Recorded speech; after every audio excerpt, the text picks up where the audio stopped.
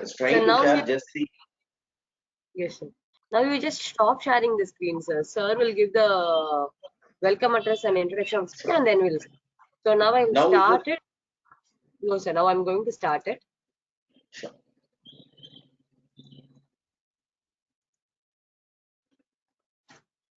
I think the participants are like gradually joining. So I will start the broadcast, sir.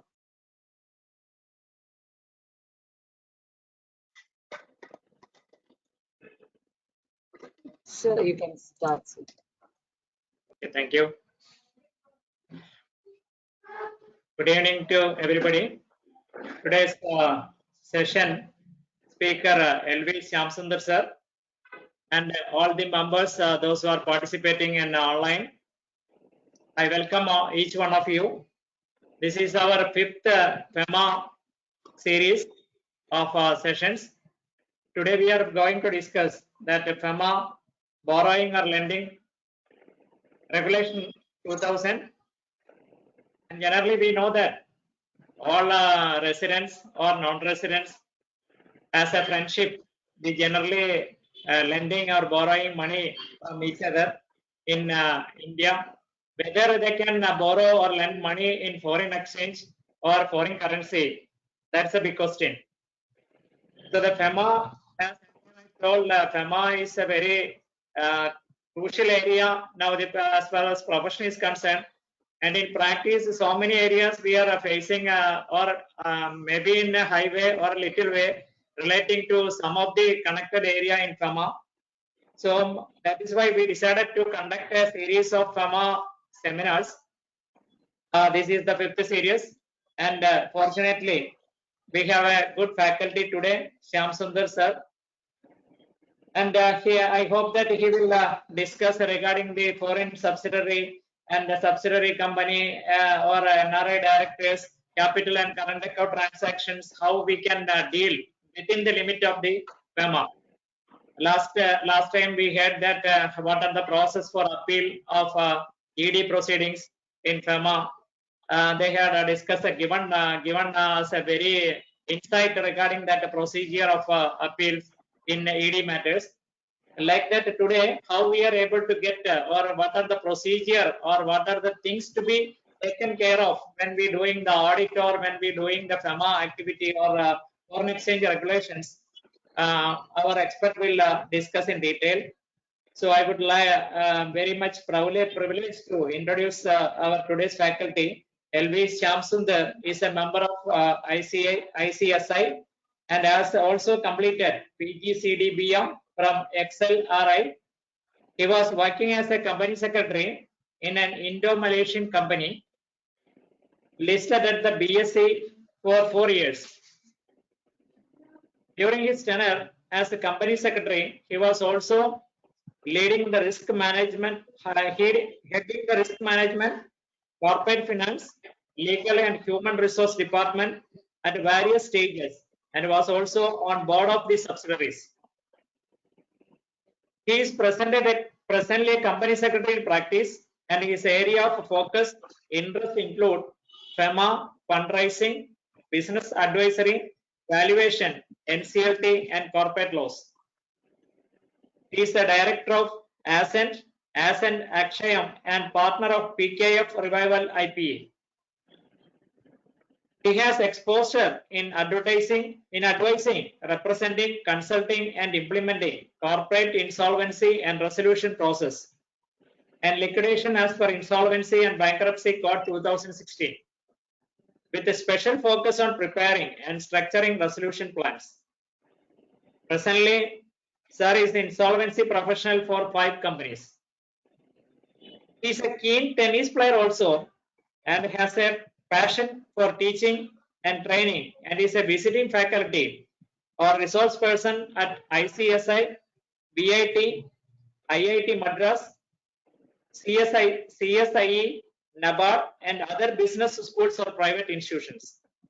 He is involved in various social entrepreneurship and CSR projects.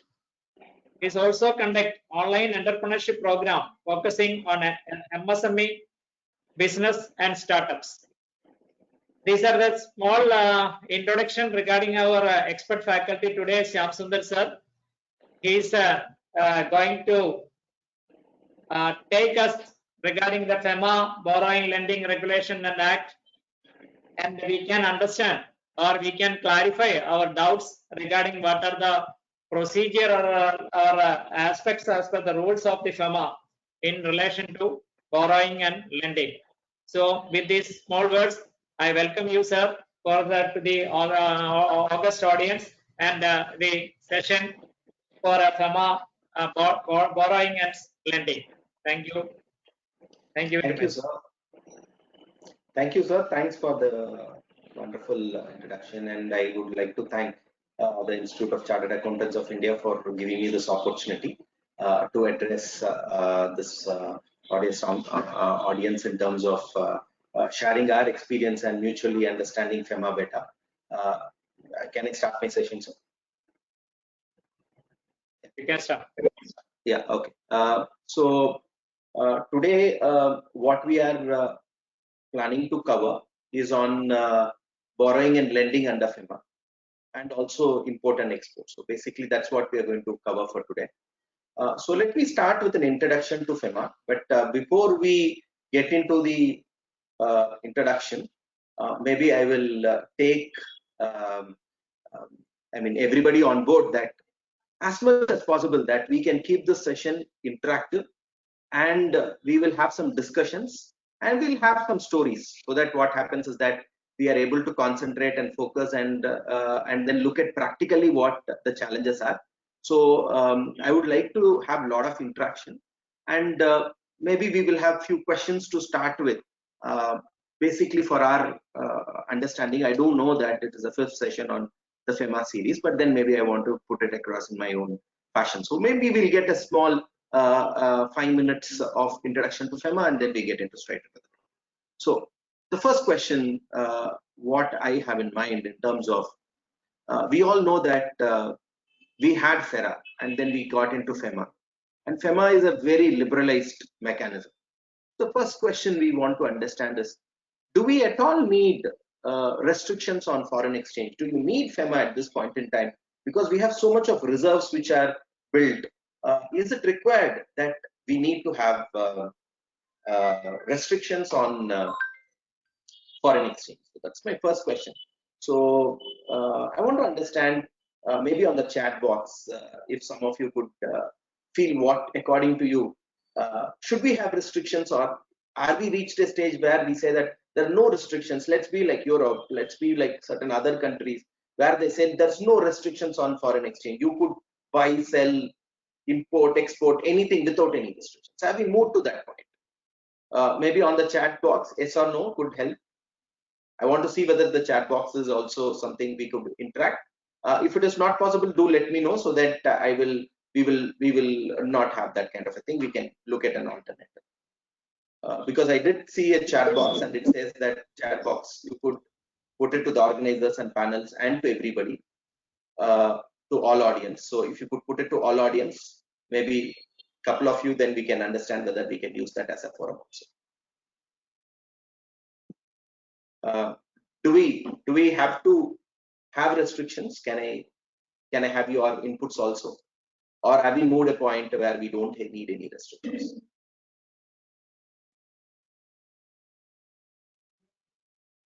In case chat is not possible, then you can put that in the questions. There is a option to type questions, so you could go there and type. That's also a mechanism in which, yeah, okay. Now on the question box, I'm able to see your answers. Thank you, Mr. Rajesh, Mr. Kumar. Yeah, regional restrictions are okay. Great. Yes. Okay. Great. Great to have your response. Fine. Okay. I just wanted to make sure that the chat box part of it is understood by me better. But now, yeah, I understand it. Great. So, okay. So let's understand this a bit more in terms of FERA to Fema. So when Fema came in, they liberalized the whole thing, because under FERA there was too many restrictions and it was not business friendly. Therefore, we moved to Fema, where we said that we no longer want to control, but we just want to regulate, we want to oversee, and we will have it as a liberalized mechanism. And over a period of time, Fema has become more and more liberalized. And one good thing about Fema, in terms of what I love about Fema, is that it is very logical and it is very easy to remember. Now, the entire Fema, according to me, can be understood in 2 words. You heard me right? The entire Fema can be understood in 2 words. What are the 2 words?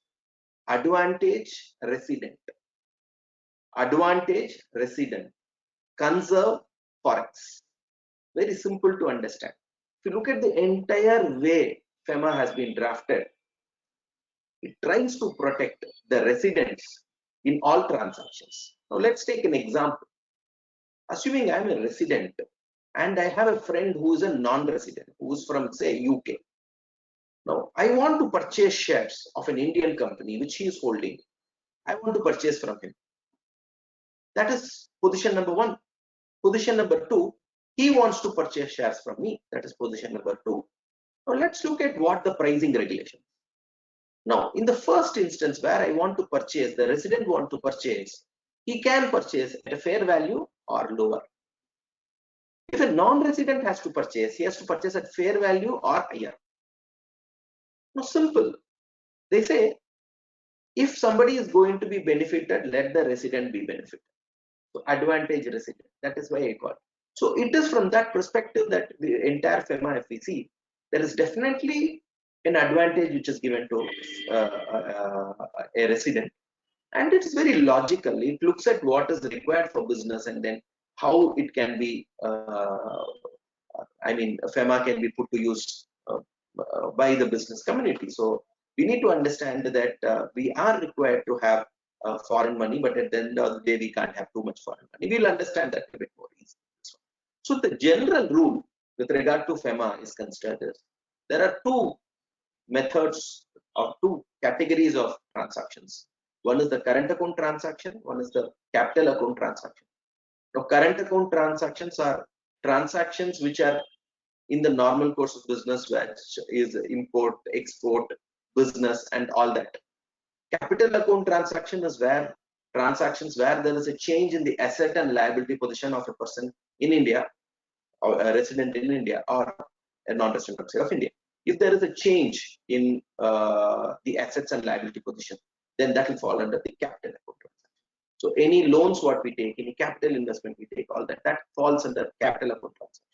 And all other transactions will fall under the current account transaction. So the general rule in Fema is all current account transactions are normally allowed unless restricted. And with regard to capital account transaction, the same cannot be said, because it is generally it is not that everything is allowed per se. Initially, the rule was unless it is allowed, it is restricted. But today, more and more liberalization, that we have reached a point where most of it is again allowed also in capital account transaction. But just to understand current account transaction, there are not many restrictions where you are allowed to do whatever is it. On capital account transaction, there are restrictions. So that is about the current account and capital account transactions. Now, the entire intent again of Fema is to see how to balance the need for foreign money and to protect Indian interest and to protect Indian interest. So 100% we need more capital, be it in nature of equity or in terms of debt. We need foreign money, and we need to take foreign money. That is when we can as a country grow, and therefore we want to open up to the world economy. At the end of but with all that, we want to have restrictions where the interest of the Indian residents is protected, the Indian businesses is protected. So this is something which Fema has always looked at. And the last point which I want to touch before getting into ECB as such is, today most of the powers are delegated to the authorized dealer. So in most cases, it will be that the authorized dealer will be the person who may have to be granting any kind of an approval, and only in exceptional cases it goes to RBI. So in today's context, most transactions are on an automatic route, which the company can themselves do it with the blessings and with the support of the AD bank. Certain approvals are required, in which case the AD bank gives the approval. And in certain exceptional cases, it goes to RBI and RBI gives up. So it's a three-stage process: company, AD Bank, and RBI. So with that broad introduction to Fema, let me get into ECB. So under ECB, again, we are seeing a very liberalized regime where we have external commercial borrowings, where today most companies are allowed to take foreign debt. There were situations earlier, 10 years back, 15 years back, where there was a lot of restrictions in terms of who can access external commercial borrowings. But these days, most of the restrictions are removed and external commercial borrowings is allowed in many cases. Now, there are still restrictions, but we need to understand why there are restrictions. Now, before we understand why there are restrictions, let's for a minute say that anybody, any bank, any person can start giving loans to Indian businesses. What will be the position? Now let's understand. What is ECB, external commercial borrowings? It's taking loans.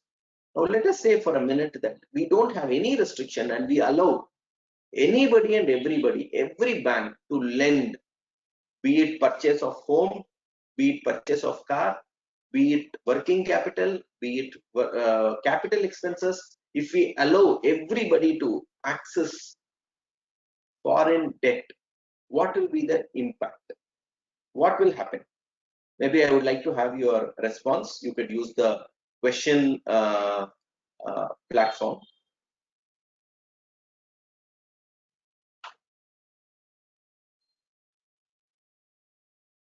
You can use the question platform.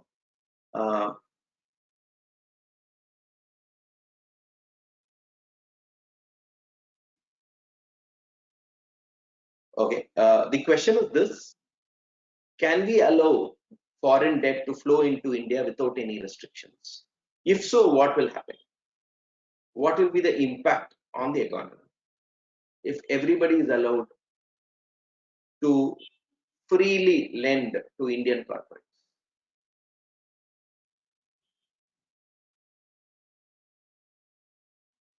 Okay, great example on Sri Lanka. Thank you for that. All will take loans and forex to get better interest rates. Excellent. Country economy will expand. That's a very good point. So then we should allow everybody to borrow. Yeah. Okay. Okay. Control will be diluted. Okay. Okay. So we need to understand that the interest rates in India are very different from interest rates in different other countries. Right? Say interest rates in Europe and India, in US, are much lower than what we have in India. In fact, Mr. Srinivasan has put a very good point, saying that the Indian banking system will be affected. So we will understand that better. So we need to understand that world over there are countries which only lend at around 3%. So if assuming I am a investor outside of India, I just take a loan from a foreign bank at around 2%, and then I try to invest into India and try to get an interest rate of around 5-6%, and then I just do an interest arbitrage and then I keep making money. So what happens to the Indian banking system?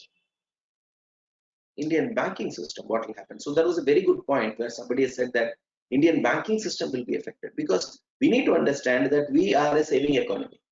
We are a saving economy. India continues to save in foreign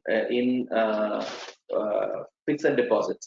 So Indians continue to save that, and then they expect their debt to give some kind of a reasonable return. So just imagine what will happen in case interest rates fall to 2 to 3%. Say that the lending rates are 4% and interest rates on FDs reach around 1%. That is not a position which we may be all comfortable with. Maybe corporates will be very happy with the 3 to 4% of borrowing, but then as individuals, we don't want to do that. The entire system may collapse, like somebody who's put it on the comment. So therefore, there is a need that we want to protect our Indian banking system also. So we can't allow completely collapse of the system. Therefore, it is not possible for us to allow everybody to take it. That is on one side.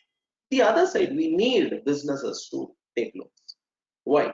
Let's say I'm an Indian business house and I want to bid for a contract in, say, in Singapore, and then I wanted to do a bridge, which is, or let's take Europe, instead of Singapore, it's say Europe, and I'm doing a massive dam, say, for example, and the total cost is, say, 100 million US dollars.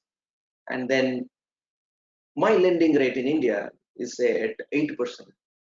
And I'm competing with another firm in US where their lending rate is 2%, against another competitor from Japan whose borrowing rate is 1%. So straight away I am having a negative of around 7% because my interest cost is so high that I will not be able to compete. So therefore the government wants businesses to have access to cheaper debt so that they are competitive in the world market, so that their products are more competitive. But at the same time, they want to make sure that the Indian system is also not.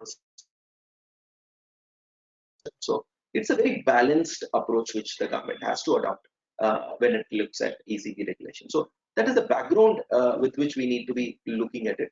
So let's take 2-3 other examples. We are very much on ECB. We are only understanding the logic behind ECB so that the provisions becomes quite easier. But I will also read some comments which I'm getting. Okay, with regard to specific questions, I'll come back. As of now, I will take comments which are for our discussion, and subsequently we will come to specific questions. Okay, so let me post a couple of more questions. Question number 1: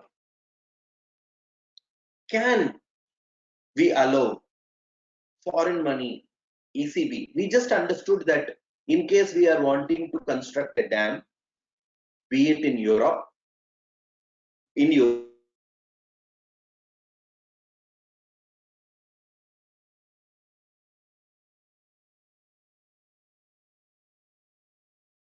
let's say in Europe, where we understood that 2 of my competitors are from US and Japan, and they're lending to 9%, therefore position to compete, and therefore I should be allowed to take ECB. Now let's change the position. Assuming the dam is to be built in India, should I still be allowed to take advantage of it? Should I have access to ECB? Logically, we are not talking about law, we are talking logic. Should I be allowed? Voice gone. 1 minute. 1 minute.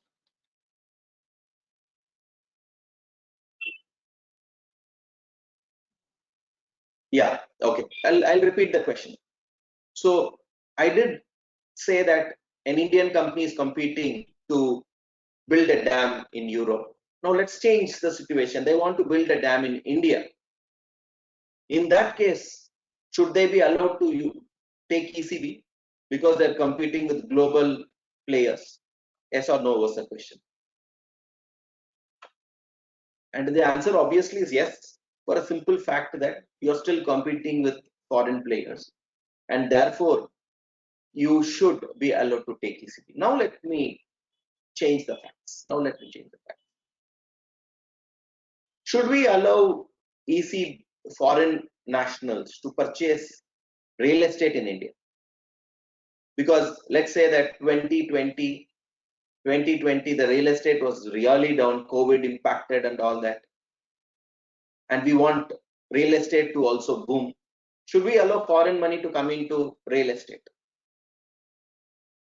as debt? Should we allow foreign money to come in as debt into real estate? No. Why? Why are we saying no? It's good for us. Real estate will grow. Why? Why is it a no?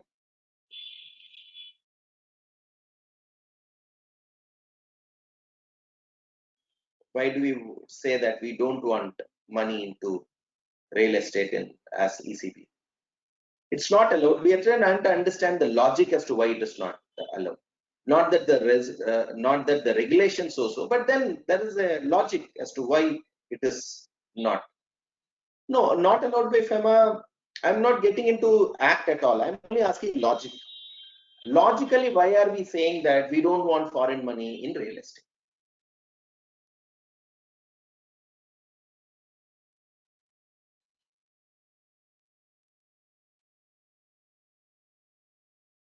Yeah. So why is it not allowed? Is what we are trying to understand. So the logic is that as it is, we don't want property prices to be dictated by foreigners. Excellent, excellent. Okay, entire country land will be purchased by foreigners. Excellent, excellent. So for that simple reason that we don't want our entire land to be purchased by a foreign national, and we don't want to lose ownership of countries. I'm just reading whatever is there in the chat box. The real estate supply will become more automatically, which we don't want. We want real estate to be affordable. As such, it's becoming highly unaffordable, and we don't want more foreign money to come and take ownership. Therefore, it is restricted. Therefore, it is restricted. Right? Excellent, excellent, very good. Now, my last question before we get into the provisions. Can we allow foreign money, ECB, to get into stock markets? Last question. Shivaraman sir, excellent. We have to fight for independence. Please don't worry. ECB doesn't allow. No problem. Last question. Can we allow foreign money as debt into stock market?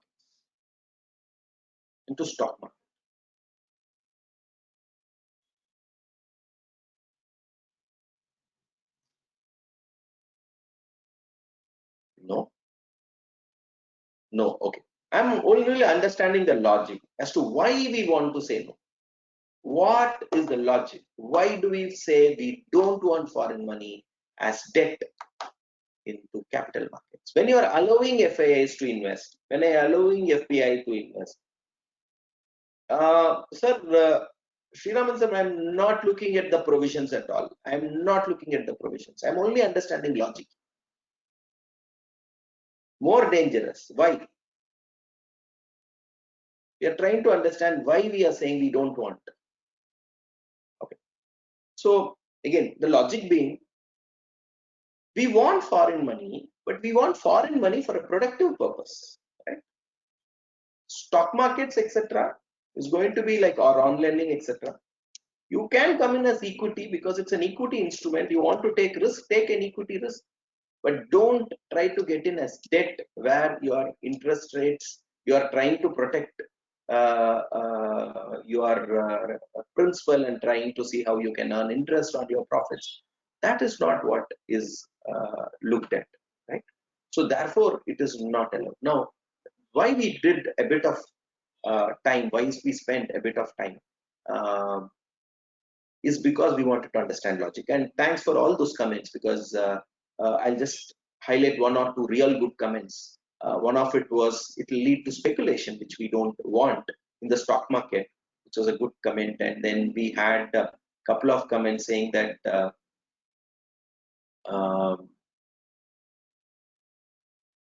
yeah, you are allowed to use it as FIA investment, so you should make it like that, and business control may be lost, etc. Good, excellent. Thanks for all those comments. So the logic looks simple. We want foreign money. We want foreign money for productive purposes. We want foreign money to stay competitive in the global market.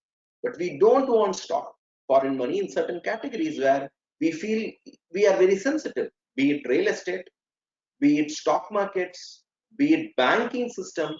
There we are saying we don't want, because we have our Indian interest to protect. So the minute we understand this as logic, then the entire ECBs is just so easy to remember. It is not at all a very difficult topic. It is very logical.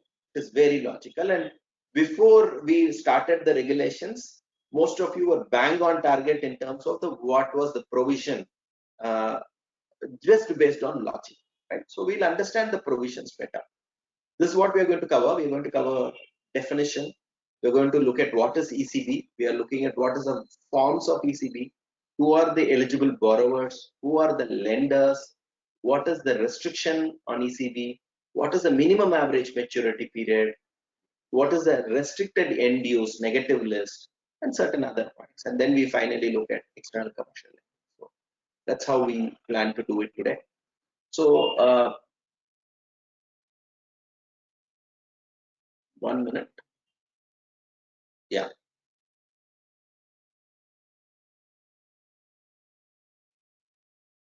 Just give me 1 minute.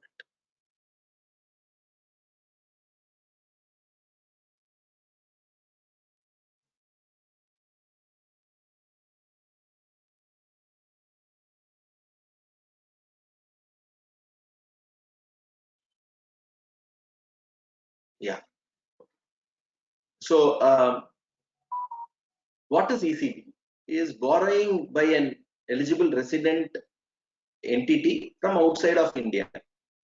That is what we call as ECB. Simply put, any borrowings by an Indian company, entity from a foreign source is external commercial borrowings, and the reverse is external commercial lending, where an Indian person lends to a foreign entity. So that's the definition. And there can be two methods. One where foreign currency denominated external commercial borrowing, and Indian rupee denominated external commercial borrowing. So it is possible that we may be able to get ECBs in foreign currency denomination or in Indian currency denomination. Both are allowed. So currency, in case of foreign currency denomination, any freely convertible foreign currency, including US dollar to euro to so on. And in case of Indian denominated ECB, as the name suggests, it will be in Indian rupees. Right? So what are the forms in which we can take loans or ECBs? Number one, we can take ECBs, including bank loans, fixed rates, debentures, which are compulsorily and convertible. Trade credit beyond 3 years will be a form of ECB. Less than 3 years, of course, it is under trade credit. FCEBs, foreign currency convertible bonds, and foreign currency exchangeable bonds, and financial lease. All of these are forms of external commercial borrowing, ECB.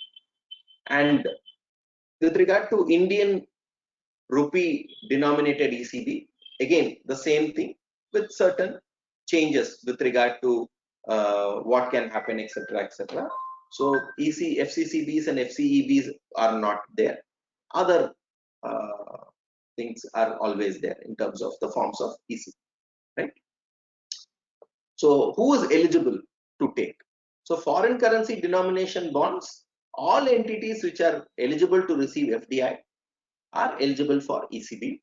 Apart from it, SEZ, SIDB, Port Trust, Exim Bank, all of them are allowed to take foreign ECBs in foreign currency. With regard to Indian rupee denomination, all those entities which we have listed, plus entities which are in microfinance, not-for-profit companies, cooperative society, non-government organization, all these are allowed to take Indian rupee denominated ECB. Now, every time we are going to look at a provision, we are going to understand logic. Because the minute we understand logic, then it becomes easy for us to remember forever. Why should certain categories of companies be allowed to take Indian rupee denomination? And before that, the first question would be, is there any risk in taking ECB? Is there any risk in taking ECB? Will ECB be less attractive than an Indian loan in any context. I would want to have one example where we say that I've taken an ECB at LIBOR plus 400 basis points, say, which works out to, let me say, 4.5%, and an Indian loan is around 8.5%. That is the situation today as of 19/4/2022. I'm taking a loan for 5 years. Can I always assume that I don't, my ECB will be more attractive than domestic loans, or is there any instance where the domestic loan may be more advantageous than an ECB, purely from a cost perspective? Can I have one example where ECB will be less attractive than a domestic borrowing?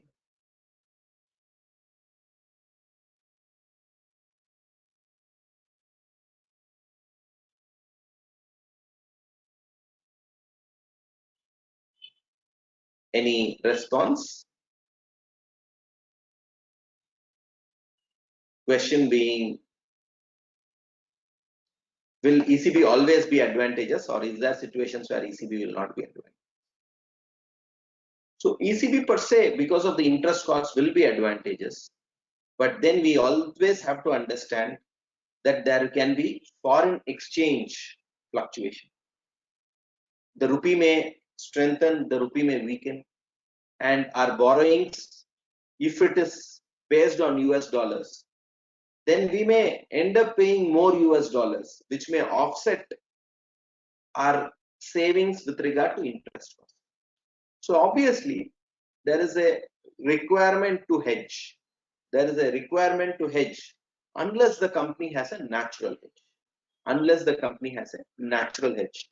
So the cost of hedging should not be more than the difference in terms of what interest rates we are gaining. So assuming we get into a situation that we are not hedging, or we don't have a natural hedge, and if the rupee is not holding on, then obviously we may pay up more US dollars. Therefore, it may offset the cost advantage what we have with regard to the ECB interest rates compared to the Indian interest rates. Is that clear? Okay. Hope I've been able to make myself clear. So, so in that context, we need to understand that self-help groups, not-for-profit organizations, etc., it will be good for them to take rupee-denominated ECBs, so that hedging, etc., will not be required, which will definitely be an advantage. Right? Yeah. Just one. Okay. So who can lend? So we have understood who can borrow, but the question is who can lend. So multilateral financial and regional financial institutions can definitely lend. There is also a possibility that we can take it from individuals. So generally, it is the multinational and regional financial institutions outside of India which provide ECB, but even individuals can provide. Any individual? The answer is no. The individuals needs to be foreign equity holders or subscriber to bonds or debentures which are listed abroad. So if that is the case, then obviously they are allowed to give ECBs. They are allowed to give ECBs. Now, before we get into this, we will understand the part of debentures a bit more in detail. So, if a company issues debentures, will it be considered as ECB? Can I have some response on the question box, please? If a company issues debentures, will it be treated as ECB?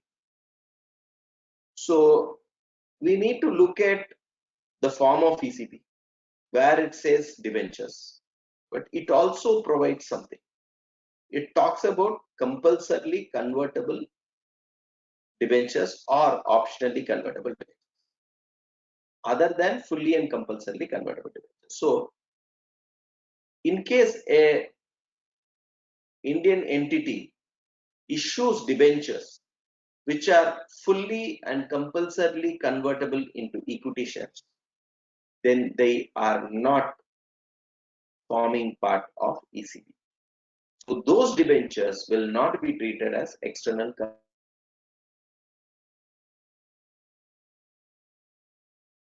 commercial borrowings.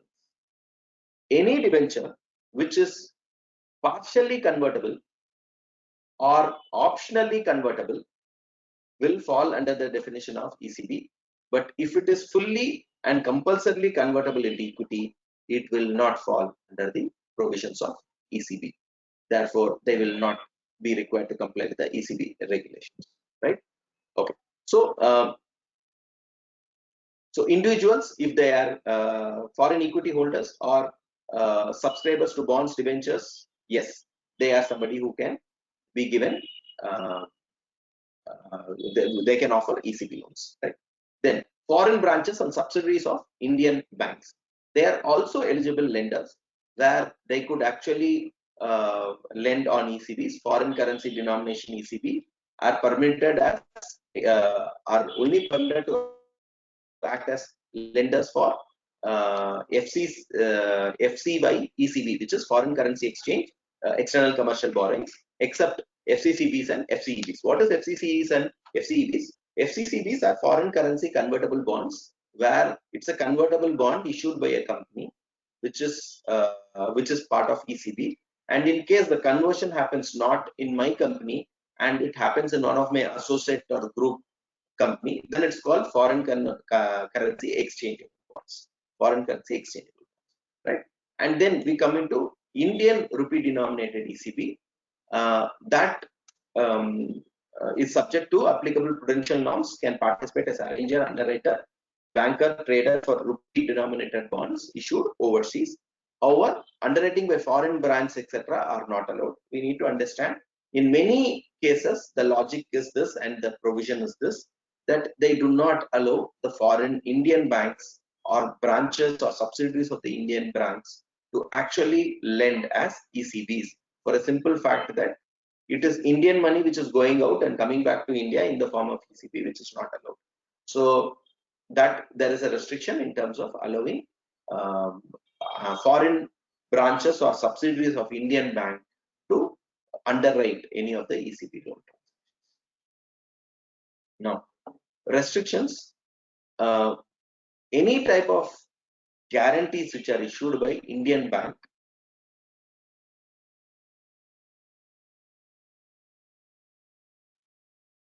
relating to ECB is not permitted. So, for example, I am banking with SBI. I am a borrower of SBI. I want to go and take an ECB. And I want to take an ECB from a particular financial institution at 4%. Now, SBI is not allowed to guarantee, unless, of course, there are certain other parameters, etc. But generally, they are not allowed to issue any kind of a guarantee, for a simple fact, then we are retaining the risk in India, which is not the intent of ECB. And any institution, financial institutions, Indian banks, NBFCs, etc., shall not invest in FCCBs or FCEBs in any manner whatsoever. So again, the restriction is that we don't want Indian money to come back as ECB. So a domestic lending should be only having the nature of a domestic lending. It should not go out of India and come back as ECB. So that's the restriction there. And then we get into the minimum average maturity period. Now, what is minimum average maturity period? Now, we understood that ECBs are good and we need it for long-term purpose. We do not want ECBs for a short-term purpose. Short-term purpose we do not want. Therefore, the minimum average maturity period in most cases is 3 years. In most cases is 3 years. The only exception to that was ECBs which are raised by manufacturing companies up to USD 50 million per financial year is allowed for 1 year minimum average maturity period. Otherwise, it's generally 3 years, which is the minimum average maturity period. So in case you are raising funds for working capital purposes, of course, for working capital and general corporate purposes, it can be only from the foreign equity holder, in which case the ECB will be, the minimum average maturity period will be 5 years. Minimum average maturity period will be 5 years. And in case this is being taken for availing, so for repayment of existing loans, for capital expenditure, then it is 7 years. The minimum average maturity period becomes 7 years. So we are talking about pretty long term.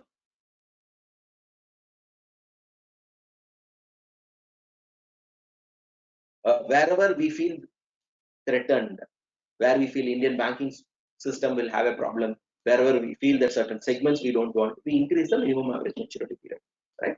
And in case we are taking ECBs for working capital purpose or general corporate purpose, it is, if it is for on lending by NBFCs, repayment of LUPI loan apart from capital expense, which means for working capital, if you have taken and we want to repay that, or if it is for on lending by NBFCs, all these cases, the minimum average maturity period is 10 years.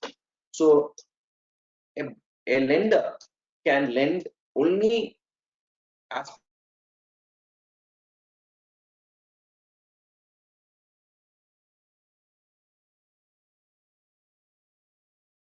for this minimum average maturity period and not lower. So therefore, it becomes a bit more unattractive. Maturity period is 3 ECB, certain categories is 5, 7 and 10 years also, depending on what is the category which is there. So just 1 minute, I think we have 1 or 2 questions which I will just see it. Okay, not much. So let's understand that I have taken compulsorily redeemable debentures. The minimum average maturity period is 3 years. So I have a clause saying that in case the company does not achieve, the projected revenue or profits, then the company should compulsorily buy back my equity. And this happens in the second year. Now the question is, can we have this kind of an option, or can I have a put option and a call option? Put option and a call option is where I tell the promoter that if something happens, I'll put my shares and you need to take it. So it's a compulsory exit clause. Can I have a compulsory exit clause at the end of second year? My minimum average maturity period is 3 years. That is for repayment. But can I have put option, call option, compulsory buyback option for a period which is less than 3 years? Can the parties agree something like that?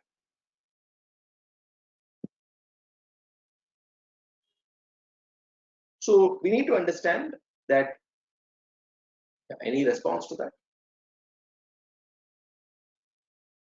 Yeah. So we need to understand that the parties cannot enter into any kind of an agreement which is not in compliance with the law.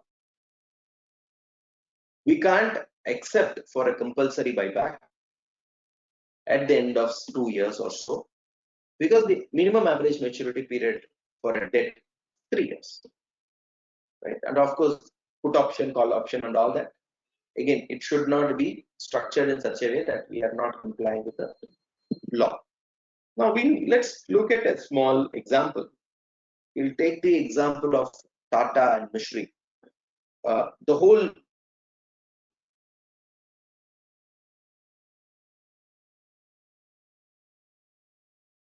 event started unfolding because of the transaction with Docomo. Also because, I'll not say only the transaction. No, what was the transaction between Tata and Docomo?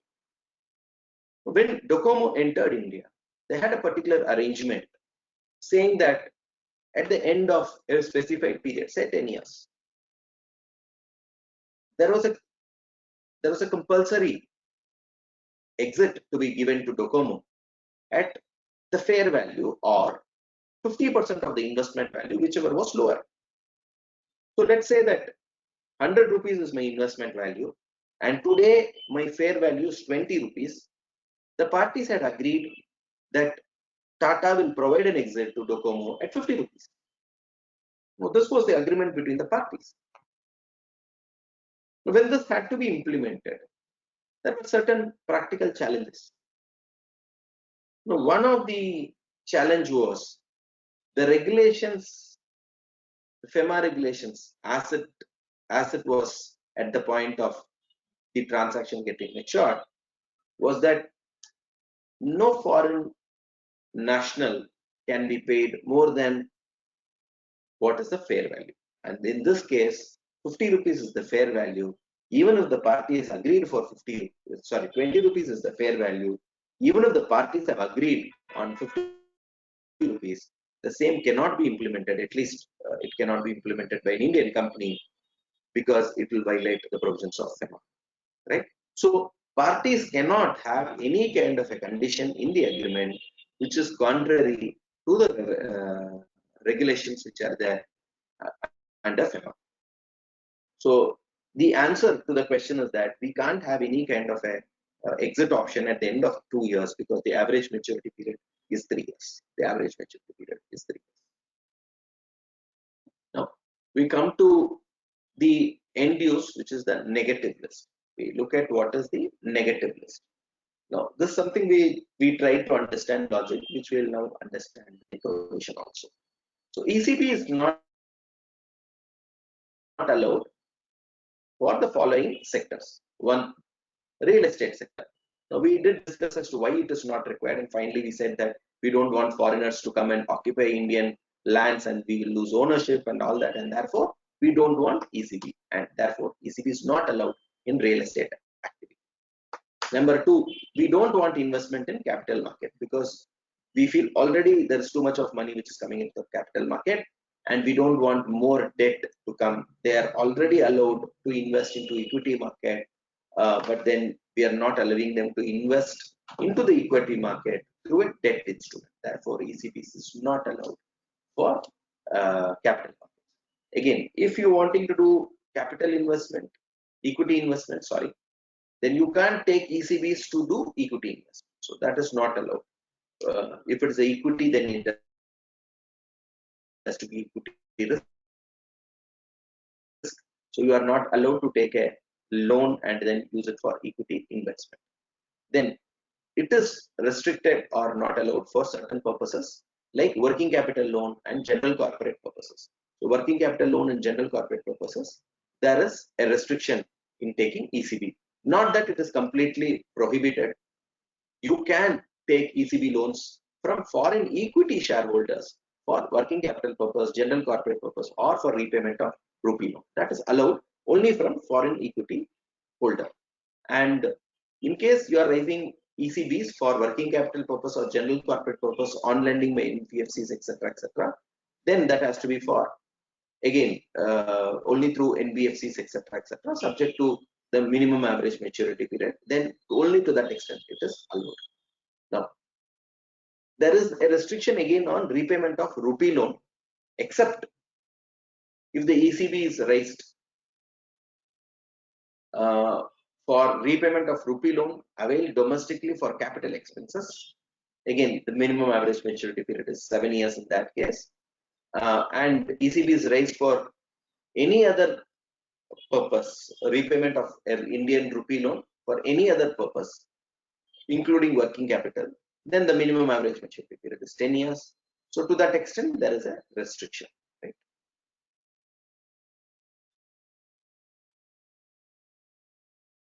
Now, other technical points which we want to see is limit. How much can we borrow? It's a huge amount. All borrowers can raise up to $750 million per financial year.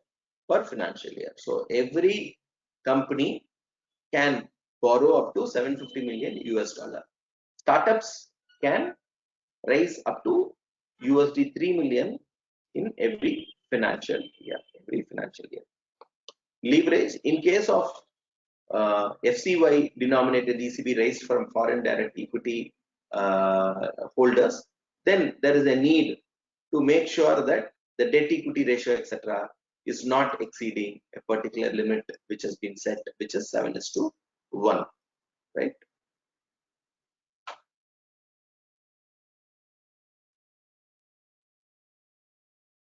And this ratio will not be applicable if the entire outstanding amount of all ECBs, etc., is up to $5 million. So up to that, it is completely allowed. Beyond $5 million, you need to make sure that the debt equity ratio is also not beyond 7:1. So it's ECB liability to equity ratio. It's not debt. It is ECB liability to equity. ECB liability to equity ratio should not be more than 7:1. And now, what is the cost at which we could take? The all-inclusive cost cannot be more than the benchmark rate, which is the LIBOR, plus 550 basis points or 450 basis points, depending on whether it is FCY or Indian denominated ECB. Then, so we have somebody who's willing to give us money, and we have taken the money. Now, can we park it outside? Let's say that I'm entering into a long-term project where I need money over a period of 3 years. I don't need my entire money now. So what I can do? So assuming I have drawn down the entire amount, then I have to invest it in some place before I start using it. So let's say that I'm, same example, then I'm doing a dam, and then the tenure of the contract is 3.5 years, and I want to draw down once every quarter. So I don't need the money, entire money upfront. So in which case, I have to invest it in certain liquid assets till utilization, which are, the instrument should be rated either AA minus or above by Standard & Poor, or Fitch IBC A or AA3 by Moody's. So basically, we are trying to say that it has to be secured in a proper place, and the investment should be done in a point, in a place, in an instrument where it is rated and there is no risk associated. That's the whole idea. And you can also invest in treasury bills and other monetary instruments of 1 year maturity, and deposits with foreign branches and subsidiary of Indian banks is also allowed. Now, this is assuming you are parking the funds outside of India because your project is in Europe. Now, let's say that we want to do that in India, and I want to bring that money into India. Then the ECB proceedings meant for rupee expenses, let's say that all my expenses as rupee expenses, shall be repatriated immediately for the credit of the rupee account with AD Bank in India. And they are allowed, the companies are allowed to park ECBs for a period of 12 months, right? Otherwise, you should not draw down, or you have to repatriate the money, etc., etc. Making sure that we don't unnecessarily keep money here and keep it in an Indian bank account and try to do an interest arbitrage. That's the whole point, because there could be situations where our interest rate what we get on FD may be higher than the borrowing rate outside of India, and therefore we don't want ideal cash to just come and be sitting in India and earning interest for a foreign person. It's just pure interest arbitrage, which we don't want any foreigner to do. So the other key points is what are the reports what we have to file.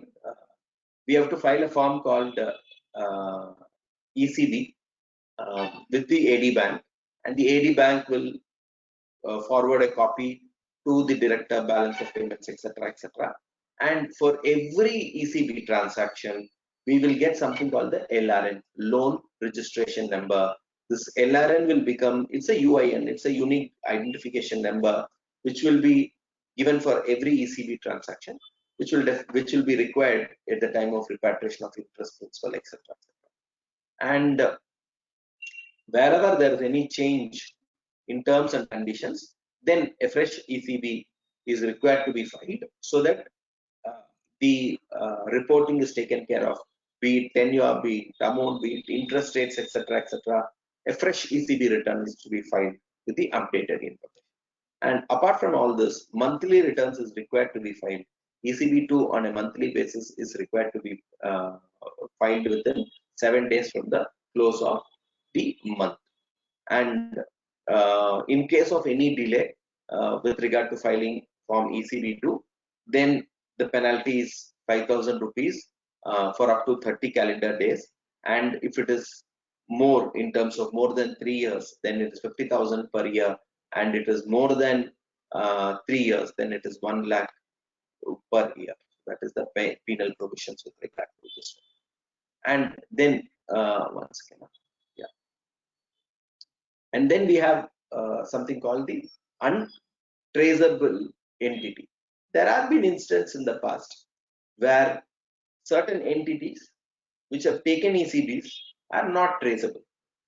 But then we continue to show that as external debt because it's shown in the system as loan repayable. So now the government had come up with this concept of untraceable entities, where an entity which is not reachable and is not responsive for more than 2 quarters is treated as an untraceable entity.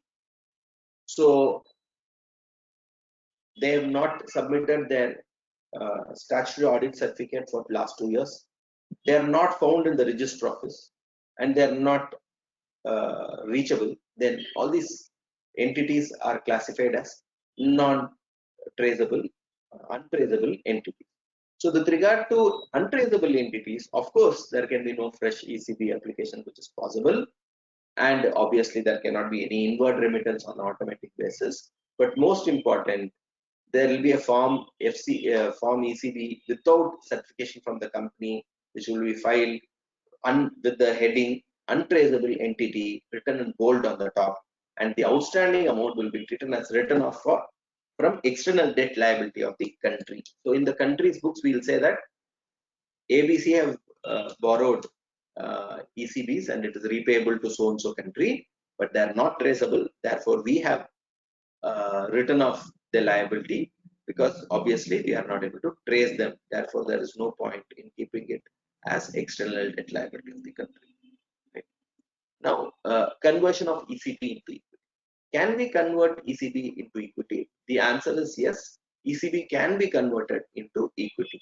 So it is allowed that we convert ECBs into equity. What are the conditions? The first condition is that we should have complied with the ECB regulations at the time of taking the ECB. So there should not be any violation of the ECB regulations. And once we have complied with that, we can convert it into equity, and we need to file a form called Form FCGPR within 7 days, within 30 days, and then some statistics within 7 days for the close of the month needs to be filed. There could be situations that we have taken 100 crore as ECB, of which only 40 crore we are converting into equity, and 60 crores continues to be debt. In which case, for 40 crores alone, we need to do Form FCGPR, and for the balance 60 crores, we have to continue to do Form ECB2 as may be required. Then interest. So we've already looked at what is the maximum interest which is possible, which is LIBOR plus 450 or 550 basis points. Apart from it, if there is going to be any kind of penal interest, penalty, etc., all those cannot be more than 2% of the contracted rate of interest. And with regard to security, the AD bank is allowed to create security as is prescribed. So this is broadly the way it is structured. Charge on the immovable assets and charge on the movable assets. So with regard to charge on the immovable assets, it is allowed provided the property can be purchased as per the Acquisition and Transfer of Immovable Properties Act. So obviously there are restrictions, and just because charge is allowed, it doesn't mean that the person who is lent, the foreign national, can come and take over the real estate or the property. We already discussed that we don't want them to get into real estate, foreign investment to come into real estate. So charge is an indirect mechanism, therefore that is not allowed So that's why it's very clear. In case of enforcement or invocation of the charge, the immovable assets property will have to be sold only to a resident in India, and only the sale proceeds can be repatriated to liquidate the outstanding ECB. So let us say that I have given a loan to a manufacturing unit, and I have taken charge over the plant, machinery, land, building, inventory, and there is a default. Now, what all assets can I say that, okay, fine, I'm going to just take it, I'm going to load it into my ship and I will take it, and what all assets are not allowed to be taken over by the lender? What do you think is the position of law? You can use the question panel so that we can see it.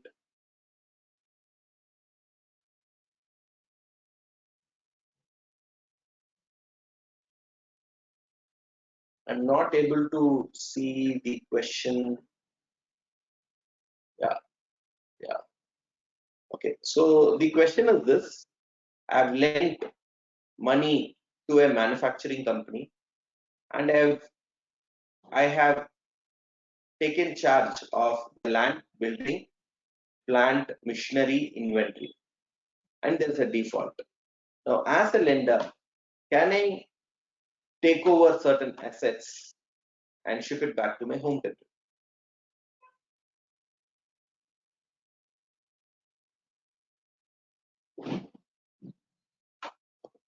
So, if we look at the regulations, it is clear that in case of land and immovable property, land and building, it is not possible for somebody to take over. They can only sell, and the proceeds only can be taken over. But in case of a movable asset, the lender can take over the movable asset, provided there is a no objection certificate from the domestic lender, if any, basis which he can definitely take over the immovable property. Okay. Yeah. So just to highlight, movable property possible to take over, immovable property cannot be taken. Drawal of loan.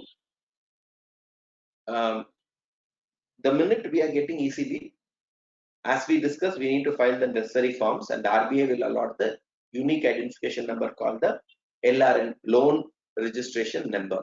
Only after we get the loan registration number, we can withdraw the money and use it.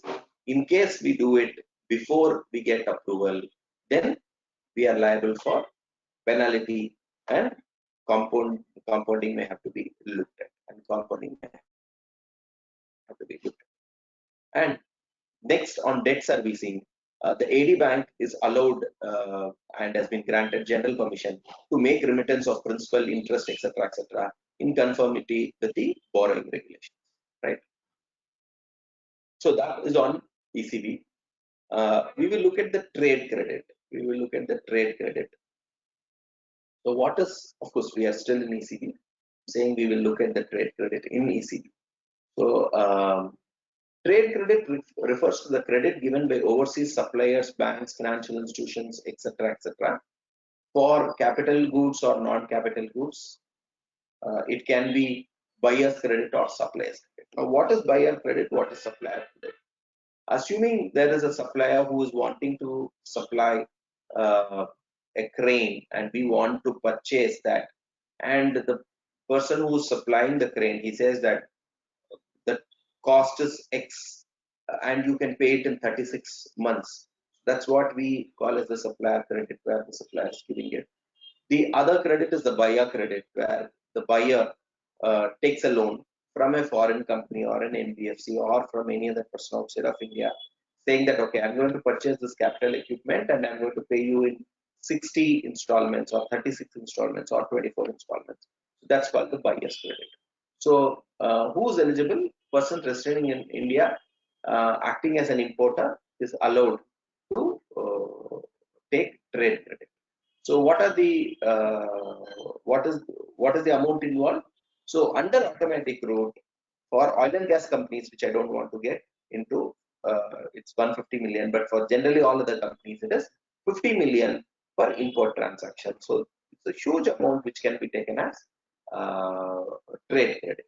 And period for capital goods 3 years, and for non-capital goods 1 year or operation cycle, whichever is less. So for example, I am having a particular company where I'm into training, and my average working capital operating cycle is say 3 months, then it should be 3 months. In case it is 13 months, then it has to be 1 year, because whichever is less, right? So that is on trade credit. Now, who can give trade credit? Supplier. Any supplier who is supplying the goods located outside of India can give suppliers credit. Buyers credit, banks, financial institutions, foreign equity instrument, equity holders holding located outside of India, or financial institutions located in India, all of them can be eligible lenders. And what are the reporting? There are two reporting. One is monthly reporting and one is quarterly reporting. Monthly reporting is done through the AD bank, which shall be submitted within 10 days of the month end. And with regard to quarterly reporting, it needs to be done on a quarterly basis on XBRL platform. So that is on external commercial borrowing. Before we get into external commercial lending, any questions? Any questions?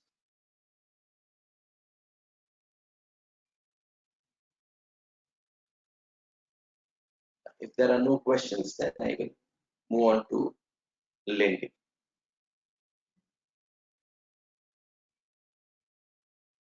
So we will get into external commercial lending.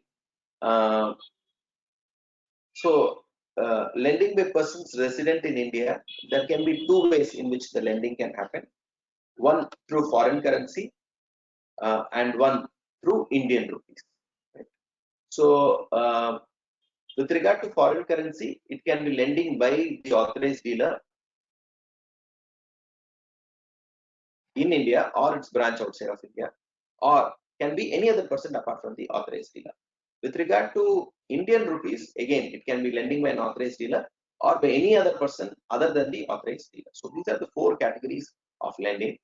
So with regard to the first category, authorized dealer, lending by person resident in India in foreign currency. So assuming it is going to be lending by person resident in India, assuming you and I want to lend in foreign currency, what happens? So let's say that if it is an authorized dealer, of course it's not you and me in that case, which is a bank. So the AD bank may grant loans to its constituents in India for meeting their foreign exchange requirements or for working capital requirements or capital expenditure. So the AD bank in India may also extend foreign exchangeable loans to another AD bank in India. So there's one AD bank which wants to give foreign exchange loans to another AD bank, that is also allowed. Branches outside of India of AD bank. So if assuming we have an AD bank which is say HDFC and they have an overseas branch in Singapore, so they can actually extend foreign currency loans against the security of funds held in NRE, FCNR deposits, etc., etc. All that is allowed. Then AD banks in India can give ECL, which is external commercial lending, in foreign exchange to a foreign entity where there is equity investment by an Indian entity. Okay, so an AD bank can lend to an overseas subsidiary of an Indian entity, where it can be a subsidiary or a non-subsidiary, where there is made overseas direct investment into that, in which case lending is allowed by the AD bank in India. Right? Now, other than authorized dealers, so that is you and me, lending by person resident in India in foreign currency. Now we need to understand that this is possible if and only if we have foreign currency. If there is some kind of money which is generated and we have foreign currency, in that case, these provisions can be looked at. So who can all lend? Foreign branches of Indian banks, obviously. The same example, HDFC Bank, Singapore branch can definitely give foreign exchange loans in the normal course of business. Number two, foreign loans and foreign exchange to a foreign entity in which there is a direct investment. That is something which we also saw with authorized dealers. The same is allowed for other than authorized dealers also. And in case of now comes the others, which is personal resident in India. So assuming I am a person resident in India and I do consulting for a lot of foreign companies and I get a lot of revenue in foreign exchange. So I have that foreign exchange. So I am allowed for trade related purpose to give extend this as a credit to my customer. So let's say that I'm not into consulting, but I'm into manufacturing. And then I sell and then I make a lot of foreign exchange. And one of my suppliers says, okay, fine, can you lend me some money because I want to be purchasing your products, etc., etc. And then I lend him some money. So that is allowed, provided I do it from a EAFC account, which I'm holding. And the last in the category is Indian companies. So can Indian companies lend? The answer is to their employees, they can lend. So loans and foreign exchange to the employees of their branches outside of India. So if there are any employees which assuming I am an Indian company, I have a Singapore branch, I have a branch in Europe, and then I have employees there.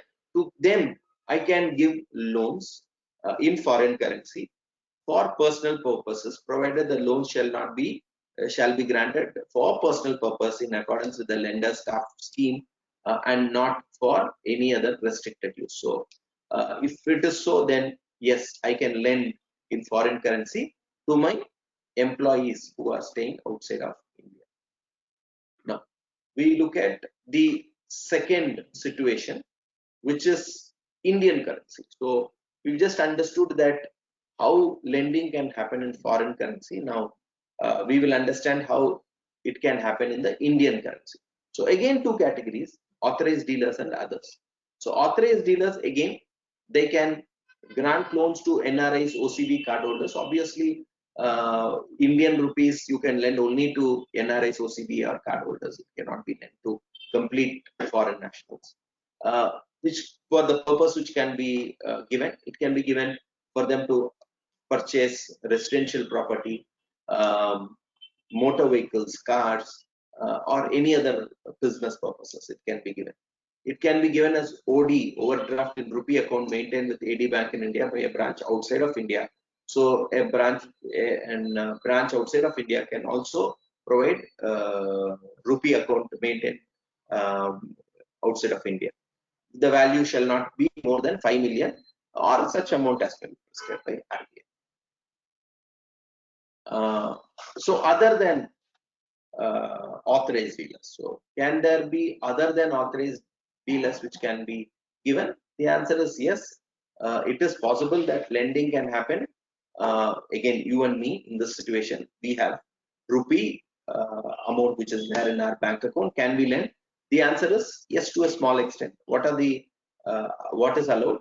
That I'm looking at it from the last. A resident in individual may grant rupee loan to NRIs, OCB cardholders, relatives within the overall limit under the liberalized remittance scheme, 2.5 lakhs US dollars.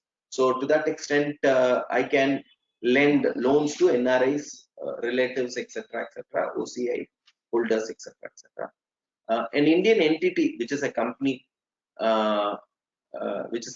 then they may grant loans in Indian rupees to the employees who is an NRI accordance with the staff welfare scheme. So if you have a staff welfare scheme as an Indian entity, you can grant loan in Indian rupees to your own employees.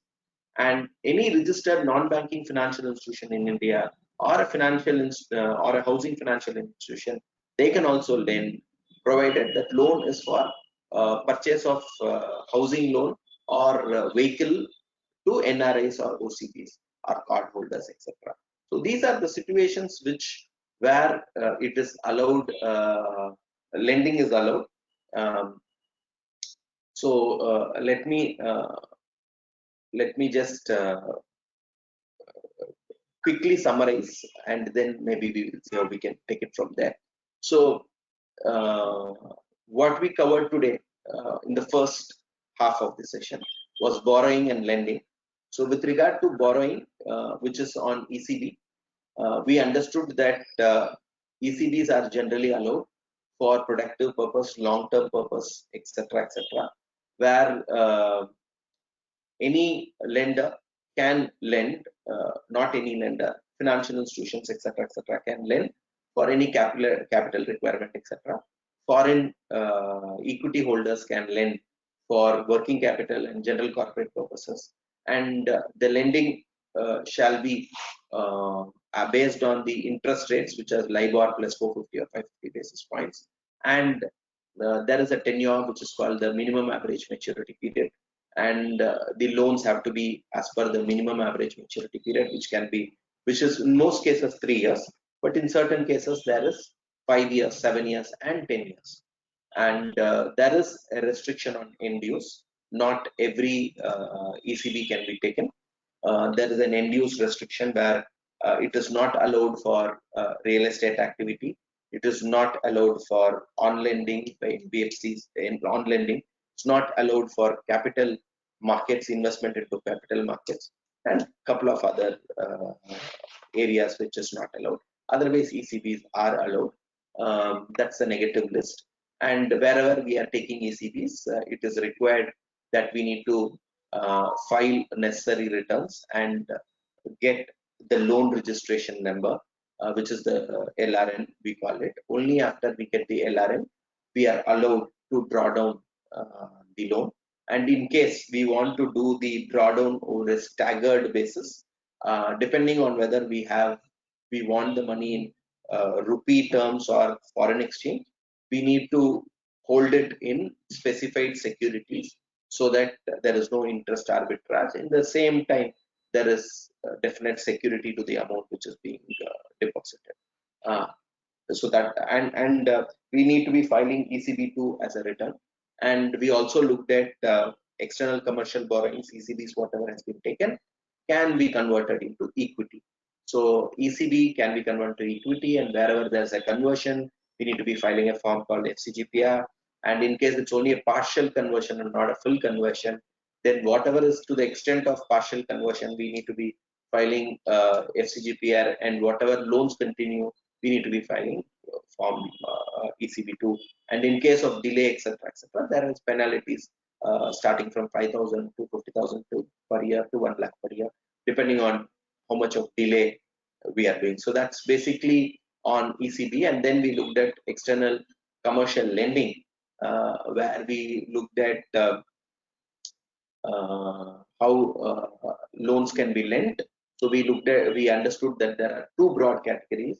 One is lending in Indian rupees, and one is lending in foreign exchange. Under each of the two categories, we can further have a sub classification by authorized dealers and by others. So we understood this table that wherever there is a need for lending, authorized dealers are allowed to lend in foreign exchange to foreign nationals or foreign entities which have Indian investment, and others are allowed, in case they have foreign exchange, to be given as part of their supply credit to their suppliers, or suppliers credit, etc., etc.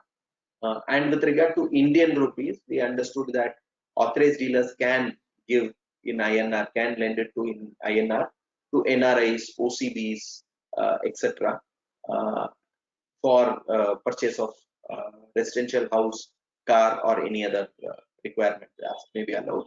And normal resident Indians are allowed to lend to their employees. Wherever there are employees, they can lend it to their own employees in rupee loans. And of course, on foreign currency also, if you are an Indian company having branches outside of India, to those employees you can still lend for personal utilization, etc. So that is the brief of what we had for the first session, which is ECBs and ECL. So we have a couple of minutes. Any questions? I would like to take questions. If not, we will go for a break and then join after the break. Can I have questions, please? In terms of 1 minute, let me just open the question part. Yes, sir. I have a question which we have got in the mail. So can I share my screen, sir? Am I audible? Yeah, just 1 minute. I have one question which I will just take and then we can take that.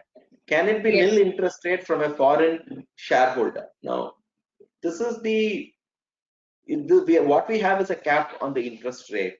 So there is nothing which says that the minimum interest rates, unlike the minimum average maturity period, it doesn't talk about the minimum interest rate to be borrowed because it's only a cap. Let me just read out the relevant provision. 1 second. I will just take, all-in cost ceiling per annum. Benchmark rate plus 550 basis points spread for existing rate. So that is the ceiling which is there. So the interest rate what we talk about is a ceiling, which means it's a higher end, the upper freeze, the upper cap. So on the lower end, it is possible that you could structure a loan transaction on ECB with zero interest rate, especially if it is from your foreign equity holder, because he just says, okay, fine, I don't want to strain further on my interest rates because there is then going to be TDS, etc., and all that. So we need to look at certain other provisions of law with this arm's length basis, related party transactions. Is it allowed as per other laws? All that is a completely different story. But with regard to ECBs, there is no restriction. We can have a nil interest rate from a foreign shareholder. It is possible very much. Yeah, you had a question and you wanted to share your screen. You can please do it. Is my screen visible to you, sir? Let me just check. Is there any restriction under Fema to risk 100% advance amount from foreign customer for export of goods after a few months? Okay, number one, whether an NRI can lend to commercial projects to an unlisted company with interest, is there any violation? So we'll take both. The first question, we are yet to cover that because that is on the second topic, which is export of goods. So we will understand that and then we will come back to look at that question. The second question is relevant. Can an NRI lend to commercial projects to an unlisted company with interest? Is there any violation? Now, we need to look at NRIs are a very different category because it's neither an Indian investor nor a foreign investor. So let's take, for example, an NRI, whether he is coming in trying to invest on a repatriation basis, non-repatriation basis. I'll take FDI, for example, foreign direct investment. An investment by foreign national, NRI, on a non-repatriable basis is not FDI. But if it is on a repatriable basis, then it becomes FDI. So we need to understand whenever it is NRI, we need to understand whether what is the intent and how it has to be done. Let's look at who are the eligible lenders. We will look at who are the eligible lenders under ECB. So the eligible lenders are multinational regional financial institutions. Of course, NRIs will not fall here. Individuals or lenders can also be permitted if their foreign equity shareholders are subscribers to bonds. So let's say that there is an NRI and that NRI is also a holder of equity. Then yes, he could lend. He can come under ECB. That is very much possible. Yeah. So the third question is: can an Indian firm admit person of Indian origin as an investment partner? I think the same answer is there. First, we need to see whether they are allowed to be in FDI. Now, let's say that what is this company into becomes important. Let's say there's an Indian firm is into real estate. Okay, the minute we are into real estate, then we are talking, and if it's a foreign national, if it's a non-resident, and he wants to take the money as on a repatriable basis, and he wants to take it on a repatriable basis, obviously FDI is not allowed in real estate. In which case he will not be able to come in as a to lend it on the ECB also. But let us say that we are an engineering company, or we are a software company, and we are under 100% foreign equity category, and this person of Indian origin or non-resident or anybody is an equity investor, then obviously he can come in as an investment partner also. Can I have the next question, please? Can I see the next question? Yes, sir. The fourth question. Yeah. Can you make the screen a bit smaller, because I'm not able to read the entire question. Smaller, please. Some more. No, smaller, because I'm not able to read the end to end. The start, I'm not able to see. 1 minute. Yes, Yeah. sir. Okay. Now I'm able to see. Yeah. Thank you. Yeah. One of the private limited company provides services to foreign company. The foreign company makes consideration by way of allotting shares to the Indian company. Is it allotted? So what is it? Okay, we'll go one way. We'll see. Private limited company provides services to foreign company. Now this is again covered not under ECB but under the second topic, which is import of goods and import and exports of goods and services. But having the question come, let me answer it. The foreign company makes consideration by way of allotting shares. Now, this falls under the category of FDI, not under ECB at all. Under FDI, the position of law is this. In FDI, you are allowed to make allotment if you are in a particular sector, which is where FDI is allowed. There are two routes, automatic route and accrual route. One of the requirement for an automatic route is that you get money into your bank account through freely convertible foreign money. Now, in this case, what's happening? You are trying to capitalize your exports. So that's something where you may have to take the approval of RBI. But is it allowed? It can be. Maybe you have to take the approval of RBI, and then it can still be allowed. Should ECB forms be filed even in case of loan from NRA shareholders? That the minute it is an ECB, it doesn't matter whether it's an NRA or not. The minute we fall under ECB category, then form have to be filed.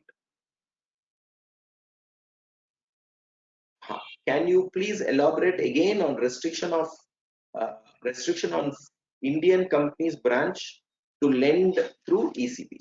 Okay, fine. I will take that again once again. After taking other questions, I'll come back to question number 6. Or maybe I'll just complete it once again. Can you please elaborate again on restriction of Indian bank branch to lend through ECB? So, okay, the position of law is this. If assuming you are an Indian branch, if you are doing an ECB, then the whole point is you are indirectly participating in ECB, where it is your Indian money which is going back and which is again coming back. Therefore, it is restricted. So I'll just go back to the provision. Just give me a minute.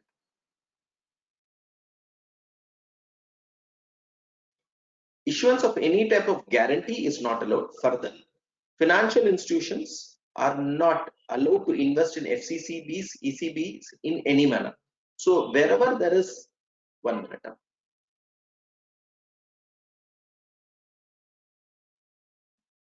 So this is the point.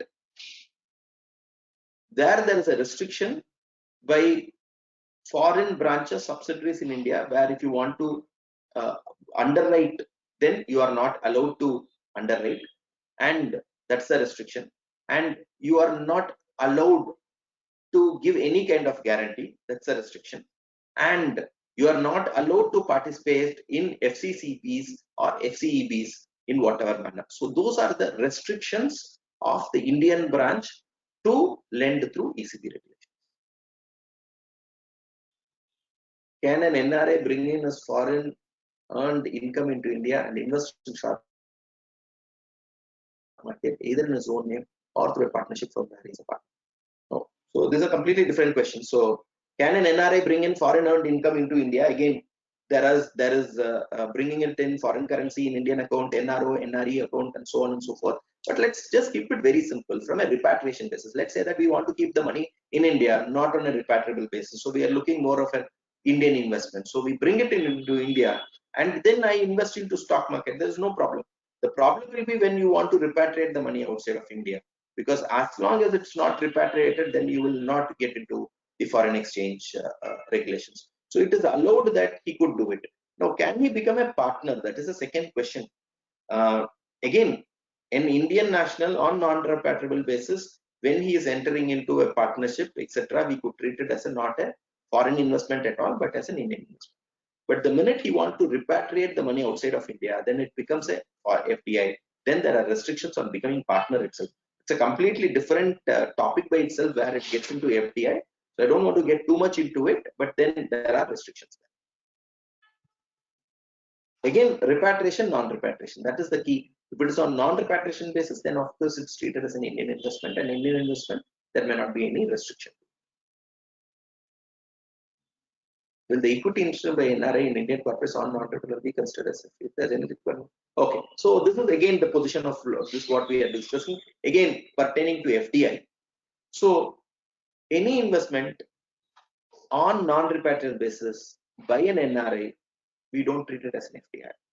We say it is an Indian investment for a simple fact that the money is never going to go out of India. And if you look at the definition of foreign direct investment, then it doesn't really fall under it for a simple fact that the money is going to stay in India forever and there's no repatriation. Therefore, we don't consider this as an FDI. And I think that answers quite a few of questions which are there above also.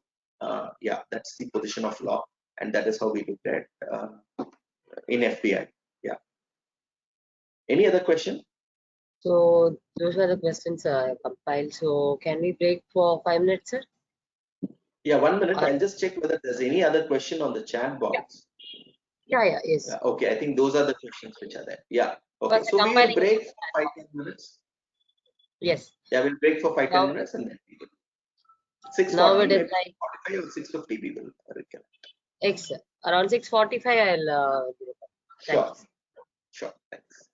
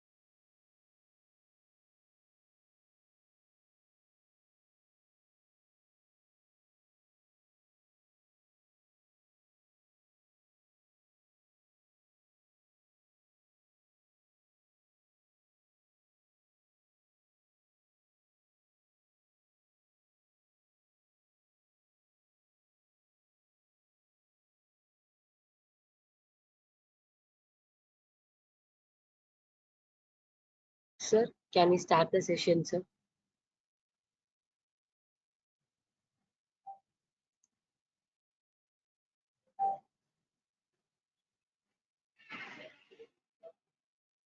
Shyam, sir?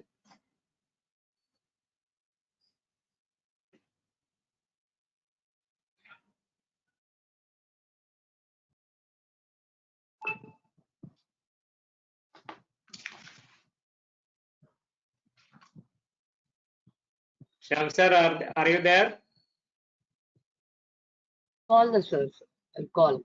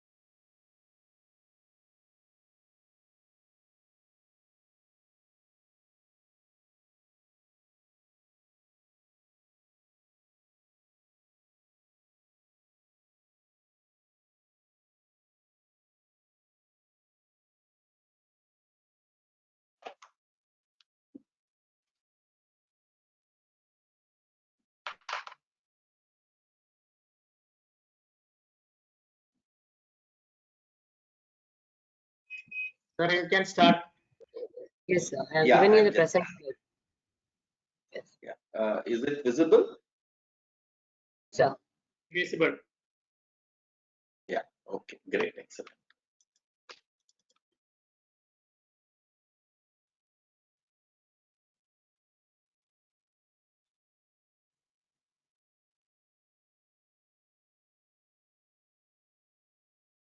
This one. I'm just trying to. Yeah. Okay. Fine. So we will look at the import and export of goods and services, and then we will have some time for taking up some case studies. So import and export, as we discussed at the start, is more of a current account transaction, and therefore it's very simple to understand that today most of the transactions are allowed, and if there is any approval to be taken, etc., etc., we may have to take the approval of AD Bank. And in case further any approval is required to be taken, then we need to take the approval of RBI. So with that brief background, let us start the session, which is import and exports of goods and services. Of course, we all know what is the definition of import and export, where goods move from one country to another. So depending on which is the home country, if it is moving out of the home country, it's export, and moving into the home country, it's import. So, and this is governed by the general provisions of import and exports and the Foreign Trade Development and Regulatory Act 1992. And of course, one of the requirements for imports and exports is that to have a IE code, import export code, we call, or IE code in short. So we will also try to understand what is the mandatory documents and guidelines, and what are the provisions with regard to write-off of unrealized export bills, etc., etc. And we will look at the foreign trade policies and processes also. So that's what we are going to cover. Um, of course, India is definitely having quite a bit of imports and exports. We import quite a bit of crude and other materials, and we export a lot of IT related services. So our provision, our policies are also something which have an understanding of this background, and then accordingly have policies and the regulations are drafted. So this is the general supply of technology from India to a territory outside of India, from which is what we call export. etc., etc., which is very easy to understand. I don't want to get too much into it. I will just move on to the next slide. So unless it is regulated, as we discussed, it is free. So therefore, wherever there is no restriction or prohibition, we can say that we are allowed to undertake certain transactions, and we need to comply with the laws, and we have to make sure that we have the required licenses, right? Um, and then we have the Indian Trade Classification Hormonal System, where we have the classification of goods and services in various categories for easy understanding. It is a 2, 4, and 6 and 8-digit code, so that each category of companies are in a particular code, and then it becomes easy for us to understand in terms of the process and the rates and so on and so forth. Right. So we'll come to IEC, which is Import Export Code, which is a 10-digit code allotted to every importer and exporter.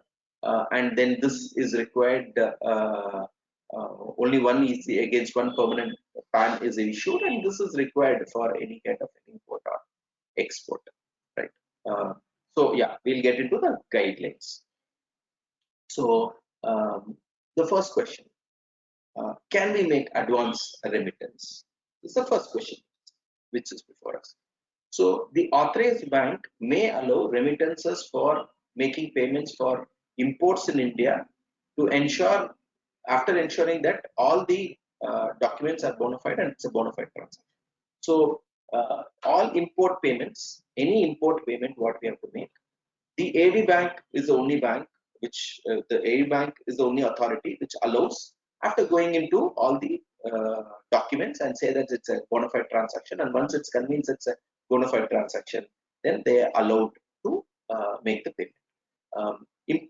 Import licenses, the companies whichever are doing import are required to take the import license wherever applicable for certain categories, etc. What is the time limit in which we have to make the payment? So let us say that we have got the shipment. Normally, within 6 months from the date of shipment, the payment needs to be made. What happens if there is delay, if there is some kind of a security we want to keep, etc., etc. So any amount which we want to withdraw for guarantee and performance guarantee, etc., can be kept. For example, let's say that we have given a contract to set up a refinery in India, and a foreign company comes and sets up the refinery at an overall cost of 50 crore, and we say that 90% we will pay and 10% we will pay after 1 year. So we keep that as a performance guarantee. So that can be kept. There is no restriction. We can definitely keep it. And the AD bank may permit settlement of import dues delayed due to disputes, financial difficulty, etc. So let's say that both parties have a dispute with regard to the quality, and then it's more than 9 months, 10 months, etc., etc. The AD bank may permit settlement based on whatever the facts of the case. Can we have a deferred payment arrangement? Say, for example, can I say that I'll make the payment over 2 years, 3 years? Is it allowed? So deferred payment arrangement is allowed up to 5 years, and it is treated as trade credit. For capital items, it is 3 years from the date of shipment, and for non-capital items, it is 1 year or the operating cycle, whichever is less. Say, for example, I've imported a capital good, say for example, the same refinery which I'm using for my capex, for capital consumption, then obviously it is 3 years from that date. And in case of non-capital goods, for example, I've taken some inventory, then it is 1 year, or the operating cycle. Let's say that I sell it in 3 months, then it's 3 months. So that's how it is done.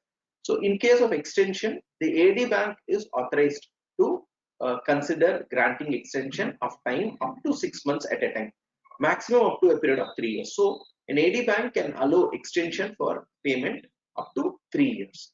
6 months at a time they can do it, so therefore they can do it multiple times. So what are the conditions? The first condition is that this transaction should not be investigated by enforcement director. If it is so, then they have no right to grant further extension.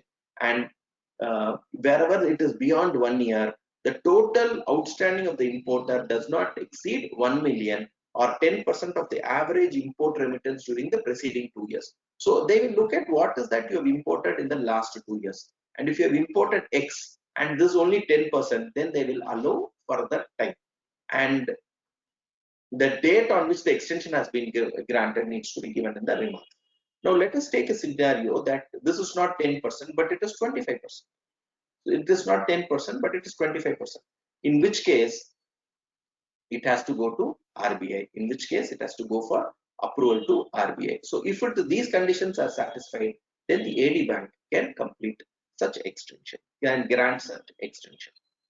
Then we have to come to the next question of advance. Can I pay advance? The answer is yes. The AD bank may allow advance remittance for import of goods. What are the conditions? Amount of advance remittance, if it exceeds 2 lakh US dollars, then we need to have an LC or an unconditional guarantee, etc., etc. And in case of importer who is unable to obtain bank guarantee, and if they happen to be public sector undertakings or government of India undertaking, state government undertakings, etc., etc., and if the AD bank is satisfied about the track record and bona fide of the importer, the bank guarantee, let's standard by letter of credit, etc., may not be insisted up to 50,000 US dollars. So up to 50 lakh US dollars, they are not required to 5 million US dollars rather.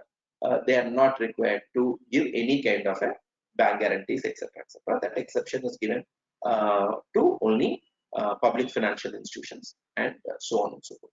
I think I have a couple of questions. Let me just check what the question is, and let me see whether it has to be handled now or at a later point. Okay, this is not okay. Not this was an older question. Okay, so I'm moving to advance remit for import of goods. Okay, sir. Yeah. So I continue with that. So public sector companies which are not in a position to obtain may have to is required to obtain a special waiver for bank guarantee from the Ministry of Finance before making advance remittance exceeding 1 lakh US dollars or 1 million US dollars. Right. All payments towards advance remittance for import shall be subject to specific conditions, and AD bank are required to create outward remittance message for such outward remittance for follow-up as per the guidelines. Now, this is the first one. What we spoke about, 2 lakh US dollars was for goods. So if it's for services, up to 5 lakh US dollars and beyond 5 lakhs US dollars is where you need to have guarantees, etc., etc. And in case of public sector undertaking, it will be 1 million US dollars. So the amount instead of 2 million US dollars will be 5 million US dollars, right? And the other terms remain the same, and the other terms remain the same. Advance remitted for import of services. What is the timeline? Time limits. In case for import of non-capital goods is 6 months, and for import of capital goods it is 3 months from the date of remittance. Right. This is for import of services. The importer shall give a guarantee to furnish documents within 15 days from the close of relevant period. Advance is paid as milestone payment. The date of last remittance made shall be returned for the purpose of documentary evidence. Interest on import bills. Let us say that I had initially said 6 months, but then I had financial difficulties, I had disputes, I had continuously asked for time, and the AD bank had given time, and I am repaying by the end of 3 years. Am I allowed to pay interest? The AD bank may allow payment of interest on delayed payments for a period of less than 3 years. The AD bank can say, okay, fine, I understand that you have delayed, and because you have delayed, the person is asking for interest, so I allow you to pay interest. So the AD bank can allow that, such kind of an interest. In case of prepayment of import bills, remittance can be made only after reducing the proportionate interest for the unexpired portion at a rate which is claimed or LIBOR rate. So the reverse of whatever we have just looked at, that is something which can be done before prepayment. So wherever we have prepaid much before what we were due, then obviously we have to reduce the interest component. So if assuming we are exporting, so what is the period of export, realization of export proceedings? So period of realization of export proceedings shall be 9 months from the date of export of all the exports, including SEZs, EOP, etc., etc. And for goods exported to a warehouse established outside of India, it has to be repatriated within a period of 15 months. So how should you receive the amount? It should be received, the full value should be received through AD Bank, and when payment for goods sold to overseas buyers during their visit is received in this category, should be released by the AD Bank only on receipt of funds in their Nostro account. Right? If the AD Bank category concerned is not the credit card servicing bank or production of a service by the exporter from the credit card servicing bank, to the extent it has received the relevant amount in foreign exchange. So the whole idea or intent is to make sure that there is some kind of an accountability with regard to the receipts of money. So any export of services which have been done or goods which have been done, payments needs to be ensured in a time-based manner. So let us take a situation that we have not been able to realize. I happen to be RP in a particular company where it's not repatriated for the last 7 years. It was a software company which has exported services, and then say 20-30 crores is outstanding, but nothing has been received in the last 7 years. So obviously, if it is a company which is not realized for the last 7 years, then we need to be making necessary applications to RBI. So for write-off, so a company self write-off is possible only up to a particular limit. Anything beyond a particular limit needs the approval of RBI, right? So that is the provision with regard to realization. So settlement of export transactions in currency not having a direct exchange rate. Any export transaction where the invoice is in a freely convertible currency, which is like US dollars, and the settlement takes place in the currency of the beneficiary, which through convertible does not make a direct exchange rate. It has been decided that the AD Bank may permit settlement of such export transactions. So again, everything is delegated to the AD Bank. The AD Bank has to take a decision. What are the conditions? The exporter should be a customer of the AD Bank. Signed contract invoice is in a freely convertible currency. The beneficiary is willing to receive the payment in the currency of beneficiary. The AD Bank is satisfied with the bona fide of the transaction, and the counterparty exporter or importer of the AD Bank is not from a country of jurisdiction which is updated FATF public statement on high risk and non-cooperation jurisdiction, on which FATF has called for countermeasures. So if it is from certain countries which we don't trust and it is not amongst that, then if the AD Bank is satisfied, then they can allow settlement of export transactions in other currencies. Right? So in case of export of goods on lease, hire, etc., assuming I want to do a lease of hire, etc., prior approval of RBI is required for export of machineries equipment on lease or hire basis.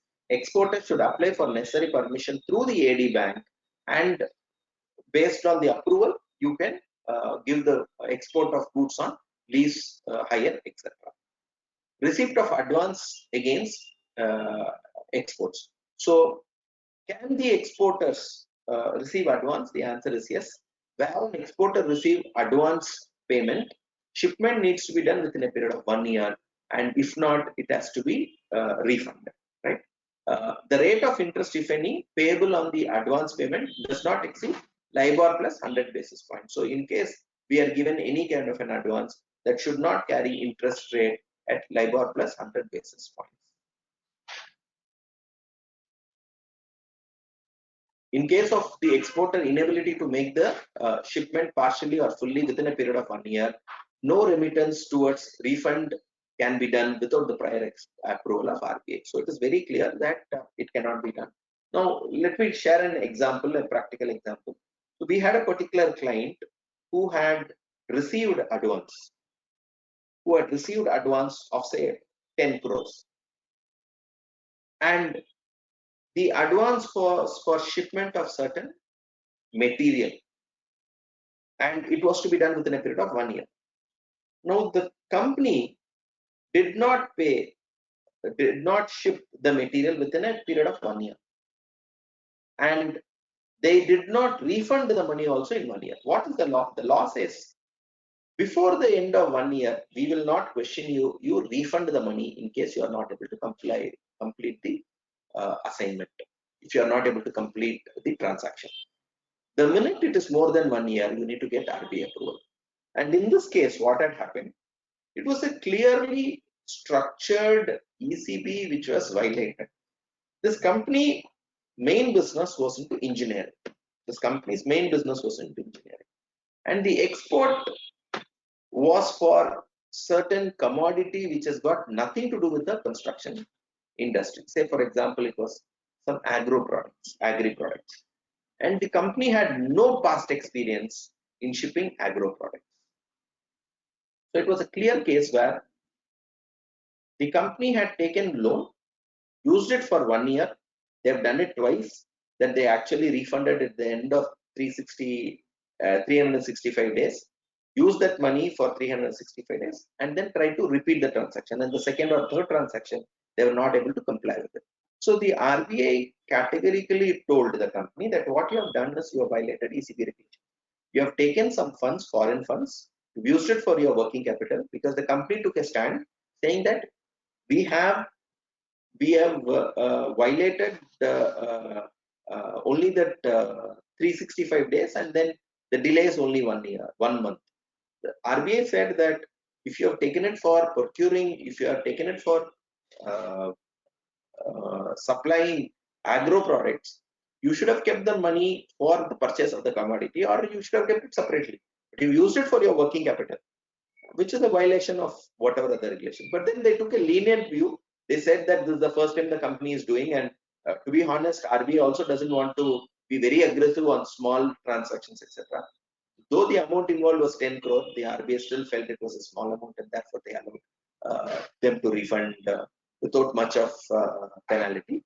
The penalty, whatever, was a very small penalty, just to make sure that the company does not keep this as a practice. So, but yeah, the position of law is clear that you have to repay it within 1 year. In fact, another case we had where the subsidiary company took a loan from the parent company. It will not be a loan.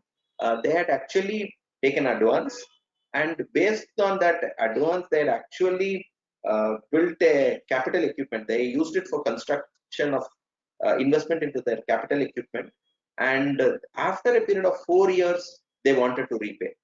And this went into the RBI compounding, and when I went to represent the company, RBI said that you have completely violated the regulation. And the stand what I took at that point in time, I said that, see, this is a company which does not have professional expertise, and therefore they have done certain things, but there's no violation of law in a broader sense that this is a company which was entitled to take ECB. The lender was entitled to give an ECB, and the end use was not restricted under ECB. Just that instead of routing it as a capital account transaction under ECB, they have done it as a trade import. They have done it through an export advance, which is not the right method to do. But the end use, etc., everything is in compliance with ECB regulations, and there is no interest which has been charged. Therefore, there's absolutely no violation at a broad level with regard to the ECB regulations, which is what was the stand which we took. RBI did not like the stand, but then finally they also knew that at the end of the day, if we had come in as a ECB transaction, we were allowed to take ECB, and therefore they actually did not penalize the company much. They levied a very small penalty and allowed it to happen. So whatever has been our experience is that RBI does enjoy the companies being upfront and transparent and telling them what the facts is, because Fema per se allows a lot of leeway to RBI to not levy serious penalties, and as long as they are convinced that it's a bona fide transaction and it was not used for money laundering, or it has not been used for any kind of activity which is restricted, which is which is easy, which is real estate or investment into capital markets, so on and so forth. They are pretty, they are very accommodative, and whatever has been our understanding, it's something which we feel RBI is definitely very cooperative with regard to the transactions. Yeah. So term loan export advance, the AD bank can also allow exporters having a minimum of 3 years satisfactory track record to receive long-term export advance to a maximum tenure of 10 years to be utilized for execution of long-term supply contracts for export of goods. So for example, I'm a long-term supplier, say for example, I'm a manufacturing company and I supply products, say cars or mobiles. Let's say mobile, I manufacture mobiles and actually I supply to Apple, and then I have a long-term contractor. So Apple says, okay, fine, I want you to expand your capacities, I want you to supply more, and then I feel, okay, fine, it's something which I have to do, and then I want to take a 10-year advance. So it is allowed. What are the conditions? The firm irrevocable supply orders and contracts should be placed. There, for example, phones, we say that, okay, we are going to order a minimum of 1 lakh units every month at this price. That has to be there. It should be irrevocable, and pricing should be consistent with the prevailing international prices. And the company should have capacity, system, and processes in place to ensure that orders over the duration can actually be executed. So if all these conditions are met, then yes, 10 years, up to 10 years, it can be given, and it can be repaid and or paid over a period of time, subject to the provisions which are there.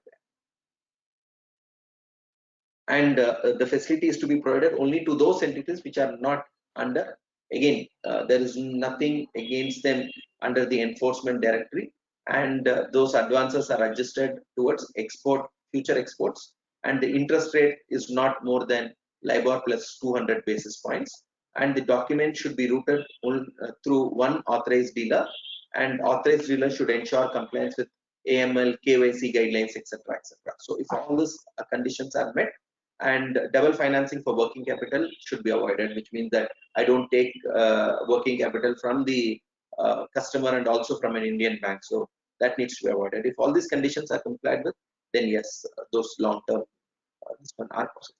Now, what happens to unrealized exports? Say, for example, I have exported, same example what I took, where I had exported goods and then I'm not able to realize what I can do. So I am allowed to self-write off.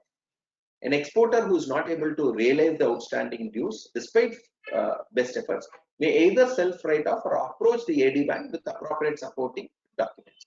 What are the limits? If it is self-write off by an exporter, it is up to 5%. But if it is self-write off with a status holder exporter, which is a better exporter, then it is 10%. And write-off by AD bank is up to 10%. So this is allowed to be written off, saying that, okay, these are bad debts. What are the conditions? Relevant amount is outstanding for more than 1 year, and there are sufficient documents to say that the exporter has made all efforts, but he is not able to realize.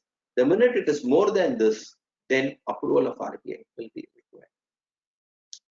Right? Of course, the other condition is the exporter is a regular customer and is compliant with all KYC, etc., etc.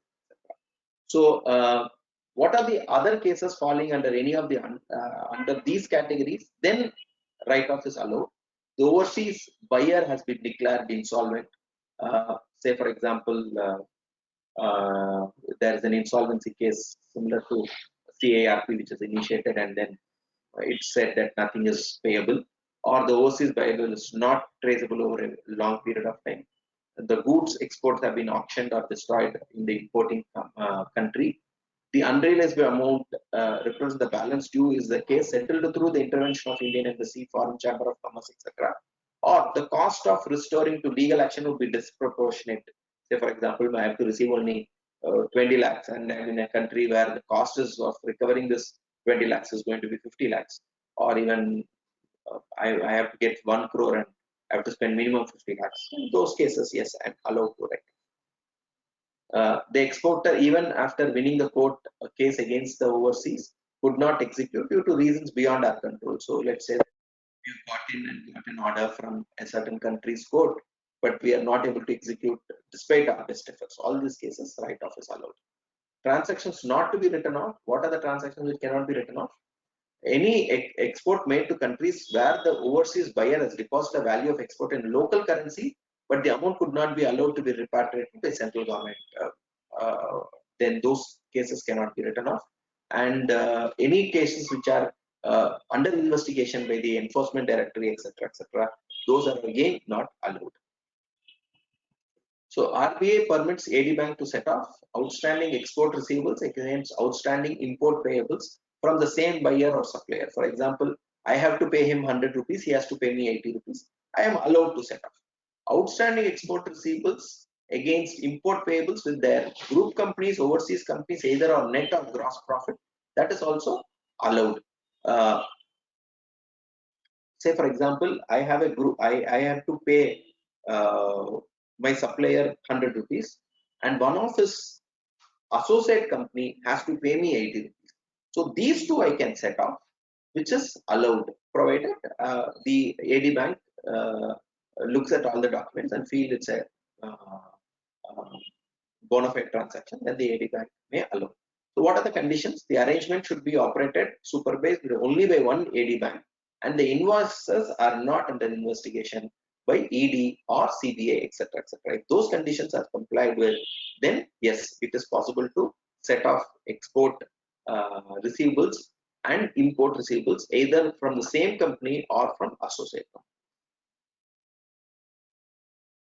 So import-export should have been undertaken as per the policy, and the set-off shall not lead to tax evasion or tax avoidance. So it is important that if there is any set-off, it doesn't result in tax avoidance. In fact, we had a particular ED enforcement directory case which was filed against our client, saying that in a particular transaction, there was the 100% holding company had actually taken out money higher than what the prevailing prices are. So they said that there is a transfer pricing issue where the holding company had taken more money than what they're entitled to. Of course, we said that no, it is not that. But the additional position what we took is, no, there cannot be any evasion or avoidance. I mean, there cannot be a foreign exchange problem for a simple fact it's a 100% owner. So any profit is anyway entitled to the 100% shareholder only. Just that there could be a tax component which may come, dividend distribution tax, etc., etc. But otherwise, at this point in time, the dividend distribution tax is not there. And anyway, at the home country, it is taxed. Therefore, we said that there is no intent to defraud. It is just that it has been used as a group policy, and then we were able to justify that there was no loss, except that there can be a differential here and there. And the only thing which we need to look at is it doesn't involve tax evasion or avoidance. If that is the case, then it is not allowed.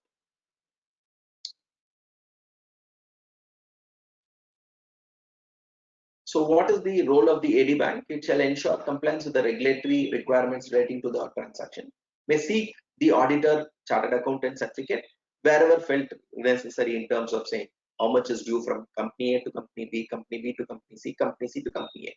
So all this may have to be verified by a chartered accountant, and the AD Bank can seek certificate from the chartered accountant wherever it requires. And it shall satisfy itself with the bona fide of the transaction, and that all the KYC, etc., is done properly.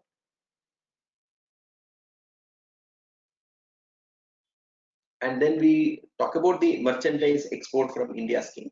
Of course, earlier there were a lot of schemes. 5 schemes were there, which is focused market scheme, market link, focused products, focused markets scheme, agri infrastructure incentive scheme, and ICAI have all been replaced with a single scheme, what we call as the merchandise export from India scheme.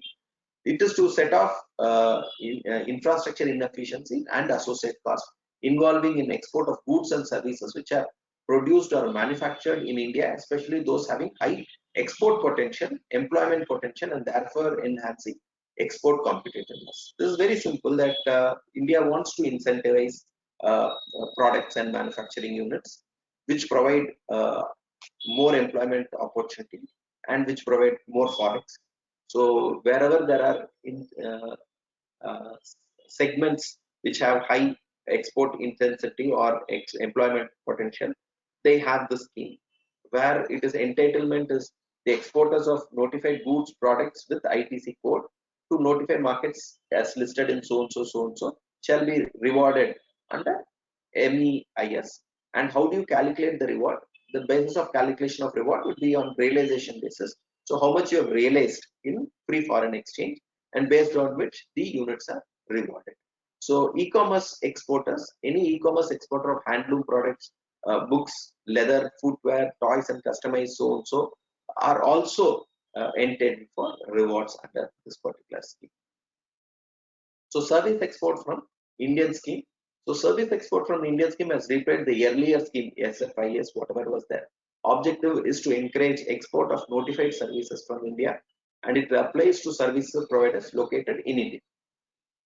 And entitlement, service providers of eligible services are entitled to duty credit scheme as notified rate on net foreign exchange earned. So that's the benefit which is there. So all scripts issued under MEIS and SEIS and the goods imported against this script will be fully transferable and usable for payment of customs duty, excise duty, and service tax. So that's a benefit which has happened. It is also proposed to extend benefits to both reward schemes to unit located in SEZs.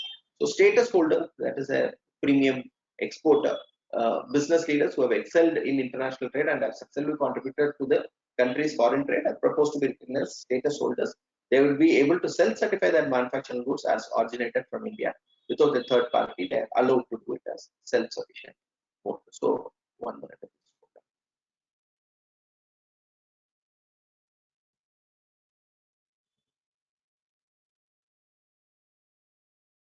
And then we have the export promotion capital goods scheme, where can be it's a duty-free, zero duty scheme for import of capital goods for manufacture of produce meant for export. So wherever there is going to be capital goods which are going to be used for manufacturing products which are going to be exported, then that will be having a zero custom duty.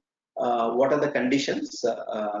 Types of capital goods, all the capital goods including semi-knockdown and complete knockdown condition goods, all the software and computer systems included in the capital goods that are imported, spares, molds, etc., which are all capital in nature, those are all eligible for this.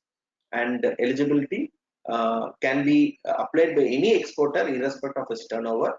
The license can be issued to the following categories, which are manufacturing exporter, merchant exporter with a supporting manufacturer, service provider who is a designated certified as a common service provider. All these people can be are all eligible, right?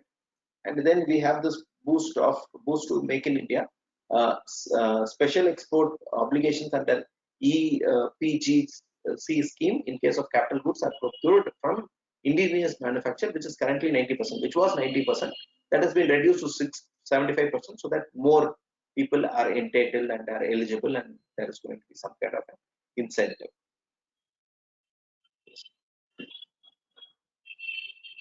And of course, with regard to trade facilitation and ease of doing business, online filing of documentation and paperless trade in 24/7 environment has been done, where most of the copies are now done, soft copies are done, etc. Hard copies of applications and specified documents would not be required to be submitted. So everything is soft copy, which definitely saves time and energy for exporters. And simplification of process, digitalization, e-governance. Under EPCG scheme, obtaining and submitting of certificate from the chartered accountant confirming the use of spares, etc., has been dispensed with. So it's been done on a self-certification basis, and those are some of the activities which are done for settlement and ease of doing business, right? So what we will do now is we will go through certain case laws, case studies, and then see how what will be the position of law. So let me start that present. That give me a minute.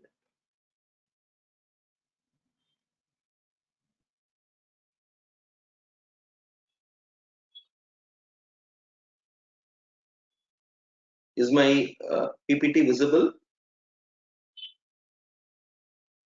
Yes, sir. Yes, sir. Yes, sir. Yeah. So let's get into some case studies so that we can understand the regulations better.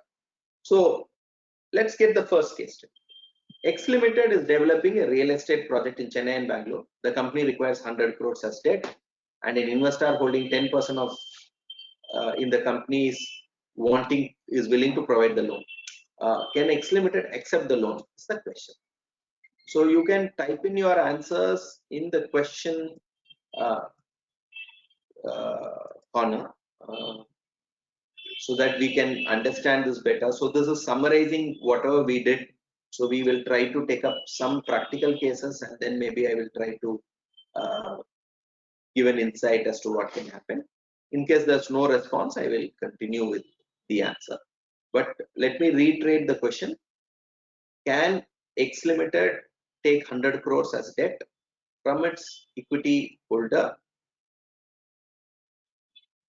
which is into real estate? X Limited is in a real estate company. So is it allowed? Not allowed. You can type in your answers in the question box.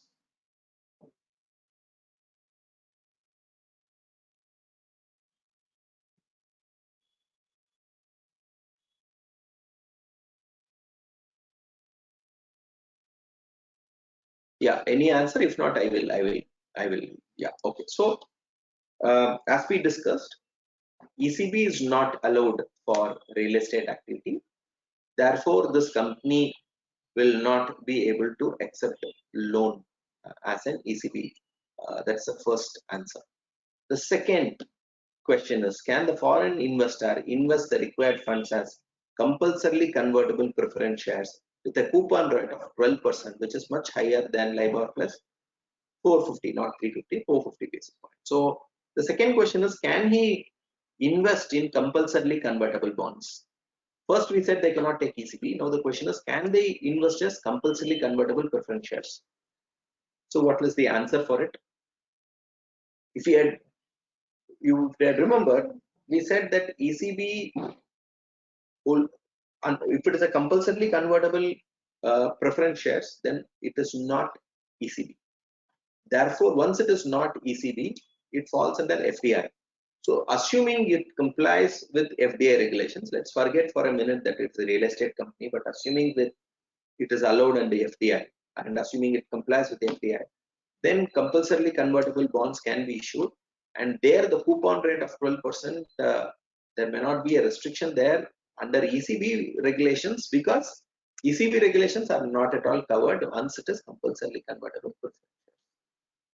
The third question is, can X Limited incorporate a wholly owned subsidiary company to outsource the construction? The subsidiary will have engineering and construction as its main and the only object, and it will be paid as a construction company. So can this company take ECB?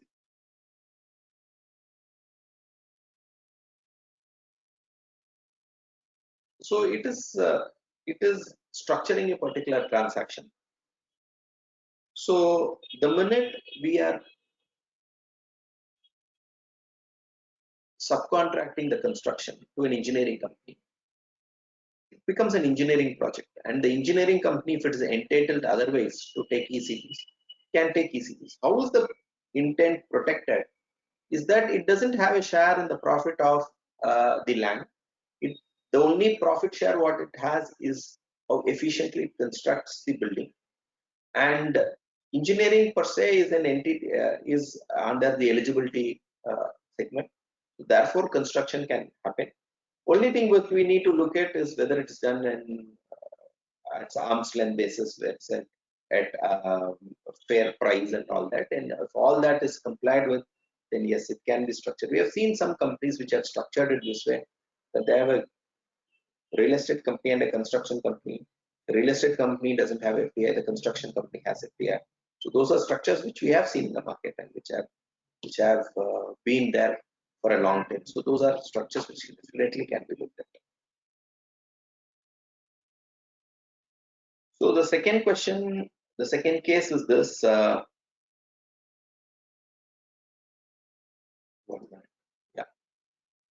Y Limited has secured a road project on build, operate, and transfer basis. The project is scheduled to be completed in 1 month.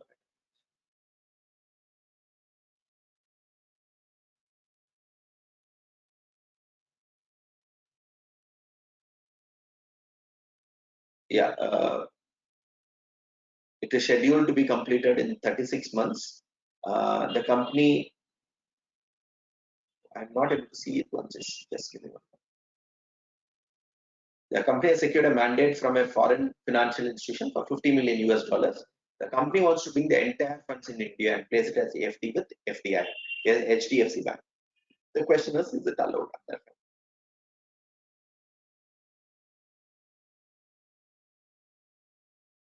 So we understood the position of law as under. One, we need to see whether the money is going to be used in foreign currency or in Indian currency. If it is in foreign currency, there are certain ways in which you have to secure. If it is an Indian currency, then you are again supposed to park it up to 12 months in certain places. Otherwise, only bring whatever is required. So the company cannot maybe bring in and keep it for the entire 36 months. So they have to bring it in stages where it is required and park it in securities which are allowed as per the regulations. So the third question is, X Limited is 100% subsidiary of Andrew UK Limited. The company has obtained a loan from ICAI Bank and is verge of becoming an NPA. The foreign company wants to provide a ECB loan to repay the ICAI Bank. Now, is it allowed under Fema? I'd be happy if somebody could attempt.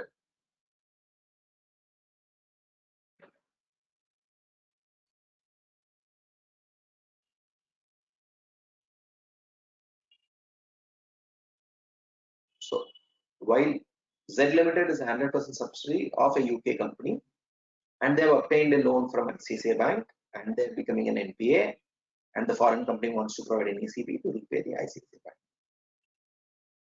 So, this falls under the category where they've said that repayment of existing rupee loan. Repayment of existing rupee loan, we need to see whether the repayment is for a capital purpose or for working capital. So if it is for capex, then there is a 7-year minimum average maturity period condition which needs to be complied with. In case it is for general working capital, etc., then the minimum average maturity period is 10 years.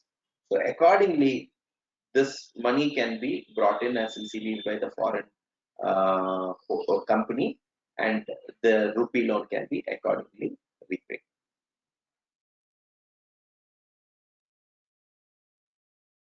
So those are the case laws on ECB. So let's look at few case laws on the export of goods. So A Limited has exported services worth 1 lakh US dollars or 100,000 US dollars, and the client is unable to pay the invoice and instead offers to issue equity shares. Now, A Limited is interested to accept the equity shares. Can it accept? So you would have seen that capitalization is possible. There are some conditions, etc., which is to be complied. It has to be within that particular period, and up to that particular period of credit which is allowed, they could have some kind of a capitalization, and if it is not within that period, then there are additional conditions to be complied with. So we saw that approvals to be taken from the AD Bank and RBI. So accordingly, this needs to be complied with. So B Limited has purchased a 500-ton crane for a total consideration of 18 crores. The supplier has given a credit period of 18 months the company is unable to pay it within 18 months and it wants to restructure it in 48 months EMI. Is it allowed?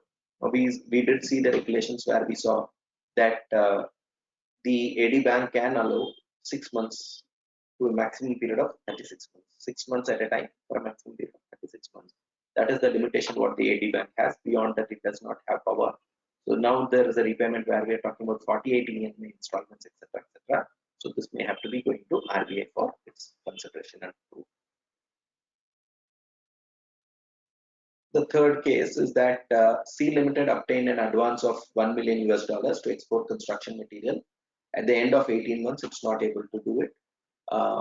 What is required to be done? So we already discussed this, that the AD bank has power to allow repayment of any kind of advance for a period of 1 year. Now in this case it is more than 18 months, and in case it is more than 18 months, then the AD bank is not having jurisdiction. This needs to go to RBI for its approval. So RBI may look at the bona fide of the transaction and approve as may be required. So those were the case laws which I had. Maybe I would keep it open for more questions. We still have 15 more minutes, so I could take more questions and see how we can do. And then maybe I could, I mean, is there any further questions? Then I could definitely take that also. Any questions which we have? Yes, apart sir. from I have one question, Excel? which were like from the mail. I'll share my screen. Yeah, please. So is my screen visible, sir?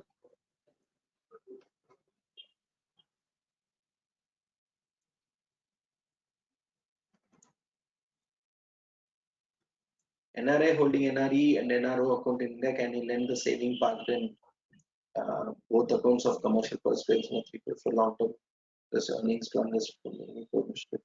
So we need to understand that there is an NRI who is wanting to lend. Let's say that he is complying with the conditions of ECB, and if he is considering can he extend 3 crores, the amount is not a problem. You could take 3 crore, that is not a problem. Can it for long term purposes with interest? It is allowed. So we need to see whether it first falls under the category of ECB, whether the NRI is coming under as how he is investing. But let's say that he complies with that, then yes, he can extend 3 crore and interest rates, etc., etc.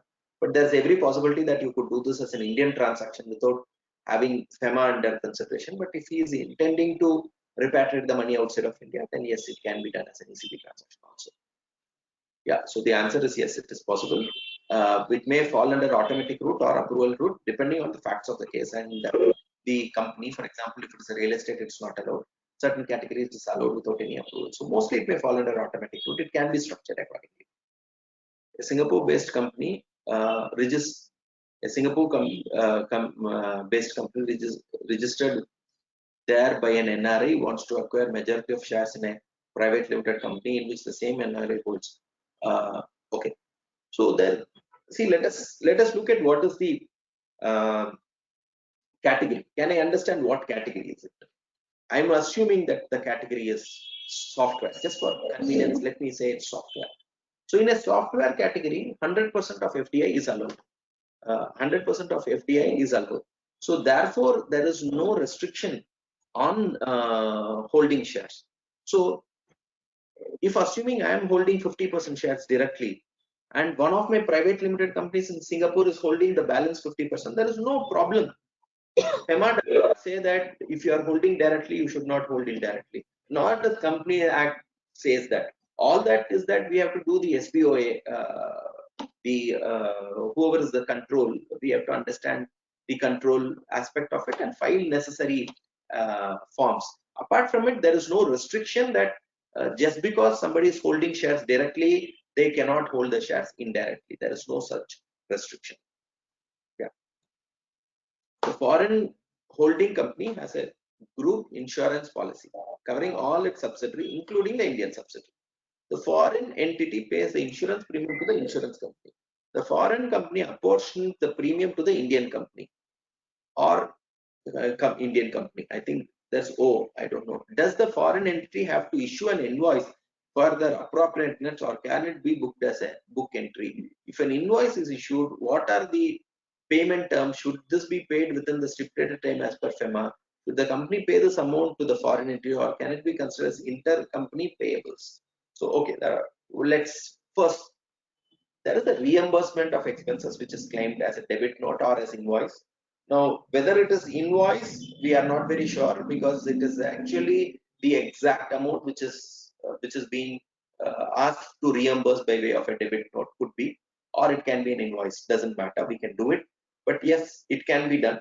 Can we go up, please? I have to see the. Can we go up, please? Can we go up, please? Can we go up? Yes, yes, sir. Yes. I'm in. Yeah. I'm in 12. Yes. So definitely it can be taken back, no problem with it. Should you comply with the time period payment terms? I would still say once you receive this one, make sure that the payment is paid within 6 months, so that there is no problem. Can I consider this as intercompany balances? We already saw the regulations where set off etc. is possible and allowed. So in case you want to do it, and if you are within that limits, yes, with the approval of AD Bank, this can be done. But it may be easier to make the payment because the amount may not be very high. If it is very high, then yes, intercompany balances can be adjusted, etc. Otherwise, payment can be made. It is definitely possible. We just have to look at what is the amount involved and decide accordingly. Then I'll take the next question. Can I look at question number 13, please? Yeah. Software company in India providing services to buy, and then what is the procedure for export of services? So the minute you are doing export of services, you are raising an invoice, make sure you collect the payment within 6 months or whichever is the period at the earliest. And that is the only thing, and you may have to file the regular Softex forms, etc. And that's the regular compliance to be done. Export sales made but couldn't realize the money. Now the buyer company has been dissolved. Can the exporter voluntarily write off? So this, if you have seen that, we did look at it in the PPT, that there are certain conditions where if the exporter is liquidated, etc., you would be in a position to write off. But first you have to take it up with the AD Bank. You have to give the AD Bank the entire details, etc. And if you are falling under the particular limits and cap, the AD Bank may approve, or it may go to RBI for its approval. But it's a straightforward mechanism. The RBI is also will go through the transaction, and if all documents are in place, they will allow for such write-off. ICAI is required for export of services. Expenses of Indian subsidiary company are borne by the foreign holding company. Can this transaction be considered as loan? Expenses of Indian subsidiary company are borne by the foreign holding company. Can this be treated as loan to the Indian company? If yes, is there any requirement of having a formal loan agreement for this purpose? Can the loan be interest free? Should the loan be paid subsequently? Okay. So the minute it is expenses, please don't book it as a loan, because loan, the minute we are looking at ECB regulations, etc., money should have come. You should have taken a loan identification number, LRN. The drawdown can happen only after you get LRN and all that. Therefore, this will be difficult for you to structure this as a ECB. It is expenses made by the foreign company. They have to raise a debit note. The Indian company has to pay that money. For paying that money, if you don't have the money, take an ECB basis, use the ECB to repay this, so that you get a loan identification number, do all that. This one, end use of funds, you have to clearly say it is to repay my holding company because it's incurred certain expenses on my behalf. So it becomes a general corporate purpose. Only a foreign equity holder can do it, and the minimum average maturity period may be close to 10 years. All that needs to be complied with, and then yes, it can be done 7 or 10 years as the case may be, but it can be done. But yeah, it is not a transaction which we can structure it as ECB. It has to be first, it is not the low expenses cannot directly be treated as ECB. Get an ECB, repay these expenses, and that's the better way to structure it. Private limited company imported samples at free of cost, but unfortunately it has not been properly notified at the time of import. Now we are frequently getting auto-generated mail from RBI pending payments. AD Bank suggests to get amend BOE from or declare from, which is practically not possible. Kindly advise the way out for it. See, it does happen at the time when you are getting it. You should have put it as a sample. You have not done. Make an application to AD Bank. Ask them that this is a free sample. Therefore, I'm not going to repay this money. Kindly grant me approval. AD Bank can take a call and grant approval. If not, it goes to RBI. Present it to RBI. They will give the approval. These are all simple things where RBI doesn't take much of a time and is not very stringent on the penalties also. So it's better to reach out to RBI and close the matter, but it has to be done only through the AD Bank. In case of loan given by foreign shareholder as a loan to the Indian company for working capital purpose, require the yes. The minute a foreign shareholder is giving a loan, the minute it is a loan, it is an ECB. Once it is an ECB, you have to file ECB returns, LRN, ECB1, everything is required. You should not draw down unless you get all this. If you have already drawn, then you may have to file for condemnation, etc. Credit card is issued by a foreign holding company entity to the employees of an Indian subsidiary for incurring the expenses of Indian subsidiary. Will this amount to be loaned? See, with regard to credit card, there are certain credit card, if a foreigner comes and spends, it's not considered as a foreign money being spent. An Indian goes out for holiday, it's spent, there is no problem.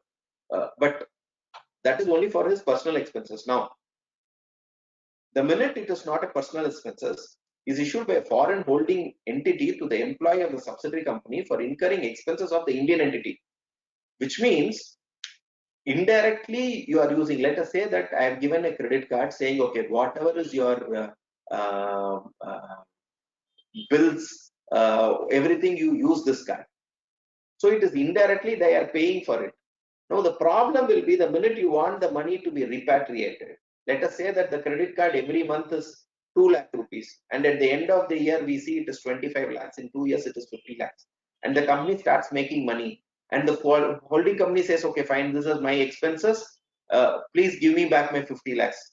There is nothing on record to show that there is a 50 lakhs of expenses in your books, because you would have not even booked this expenses. If you are booking it in your books, then how is that you are booking on your liability side? If you are showing that as payable, then you are stuck, because you will have, then it will be treated as a loan. So it will be a problem. Therefore, what we suggest, I feel, I am of my gut feel is it's a startup which is still finding its feet. Therefore, they are doing it this way. So what we generally suggest for all this 100% subsidiary companies, which is going to be back-end operations, which are going to support the holding company, more of a capex unit, all that, we say that you get into a cost plus model. So every month you say that my billing will be cost plus 10%, cost plus 15%. So what happens? All your expenses add 10%, 15% and bill it and get the money. So you will not have a problem on the transfer pricing regulations, because you are showing a 15% profit of whatever is the transfer pricing study, whatever you have done, 15 or 20, whatever is it. And then you have to pay the tax, and whatever is the money balance has to be retained. And that is a very safe method of doing. Credit card, all that is not the right way to structure the transaction. Advance paid to importer for purchase of goods, but the purchaser couldn't be made due to sudden drop in price. The foreign company is currently has not repaid the advance, as the Indian importer has not executed. What steps the Indian company should take under advance is received by write-off? Advance paid to importer for purchase of goods. Who is the importer? Purchase could not be made due to sudden drop in price. Okay. The foreign company is currently not repaying the advance as the importer has not executed. Okay, I am the importer, so I paid an advance. Okay. Now drop in price. Okay. See, it is like this. Now it's a commercial decision what we are taking. We have paid an advance. We have to repatriate the goods into India, or we have to repatriate the money into India. This is straight away with regard to Fema. Now, assuming we feel that what is the point of getting it, we will wait for some time, etc., etc. Then your advance you are not realizing within that period which is there, which may be, it again depends on the period. If the period is too high, then maybe we may have to file for condemnation, etc., etc. But within that period, the AD bank can allow to repatriate the money within that period. Advance paid to importer, okay, what you have just done now. Expenses of Indian subsidiary companies are borne by foreign company. Can this transaction be considered as loan? I think we've just discussed this. I'm not repeating it. As I said, you may better get into a cost plus model and invoice it. That's a better model. Next, 22nd question. What are the important regulations in transfer of shares held by shareholders in a private limited to a company registered outside? After transfer, the company registered outside of India will become major shareholder in the private limited company. Look at what is the segment.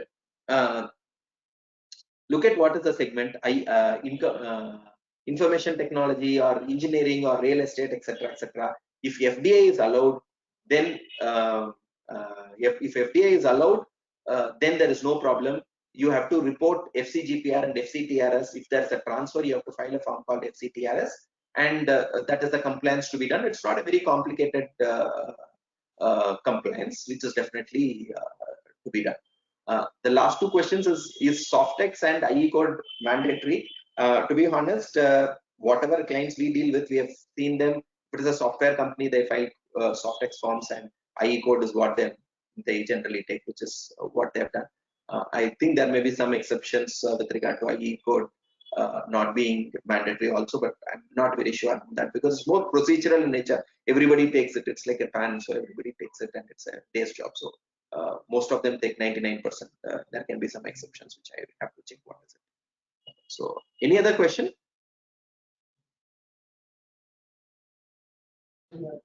Those were the questions, sir.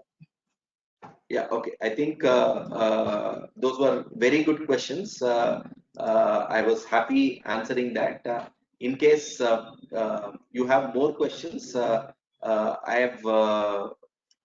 displayed my mobile number and email ID. I'll be happy to take up more questions. Any other question, if you need, you can reach out to me. My mobile number is 93802-84913, and my email ID is shyam@connectsn.com. In case you wish to have any further questions on this, you may please reach out to me. Thank you, and thanks for all those questions.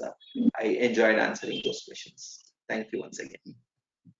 Thank you, sir, for a detailed, elaborate session on ECB, ECL, and ECB equity trade credit on the first session.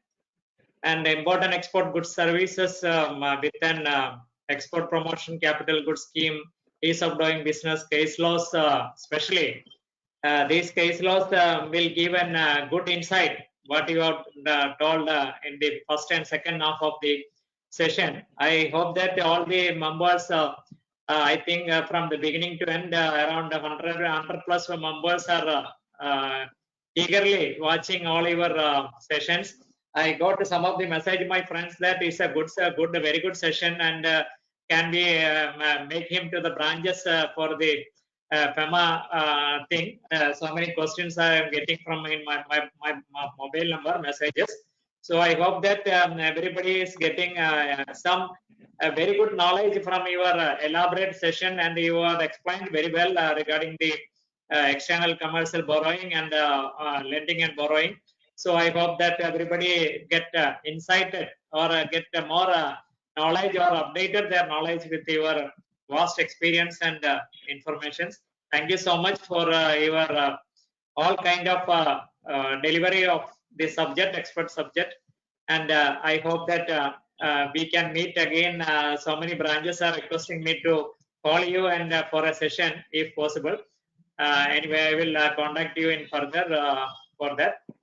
So I thank Monica and other team for good controlling the session in the IT sector. So I thank from all the participants for your active participation and questioning. Around 35 questions are there. So I thank each one of you for your active participation also.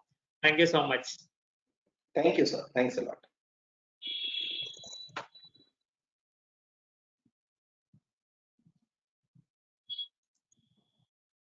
Thank you, sir. Thank you, sir. Thanks.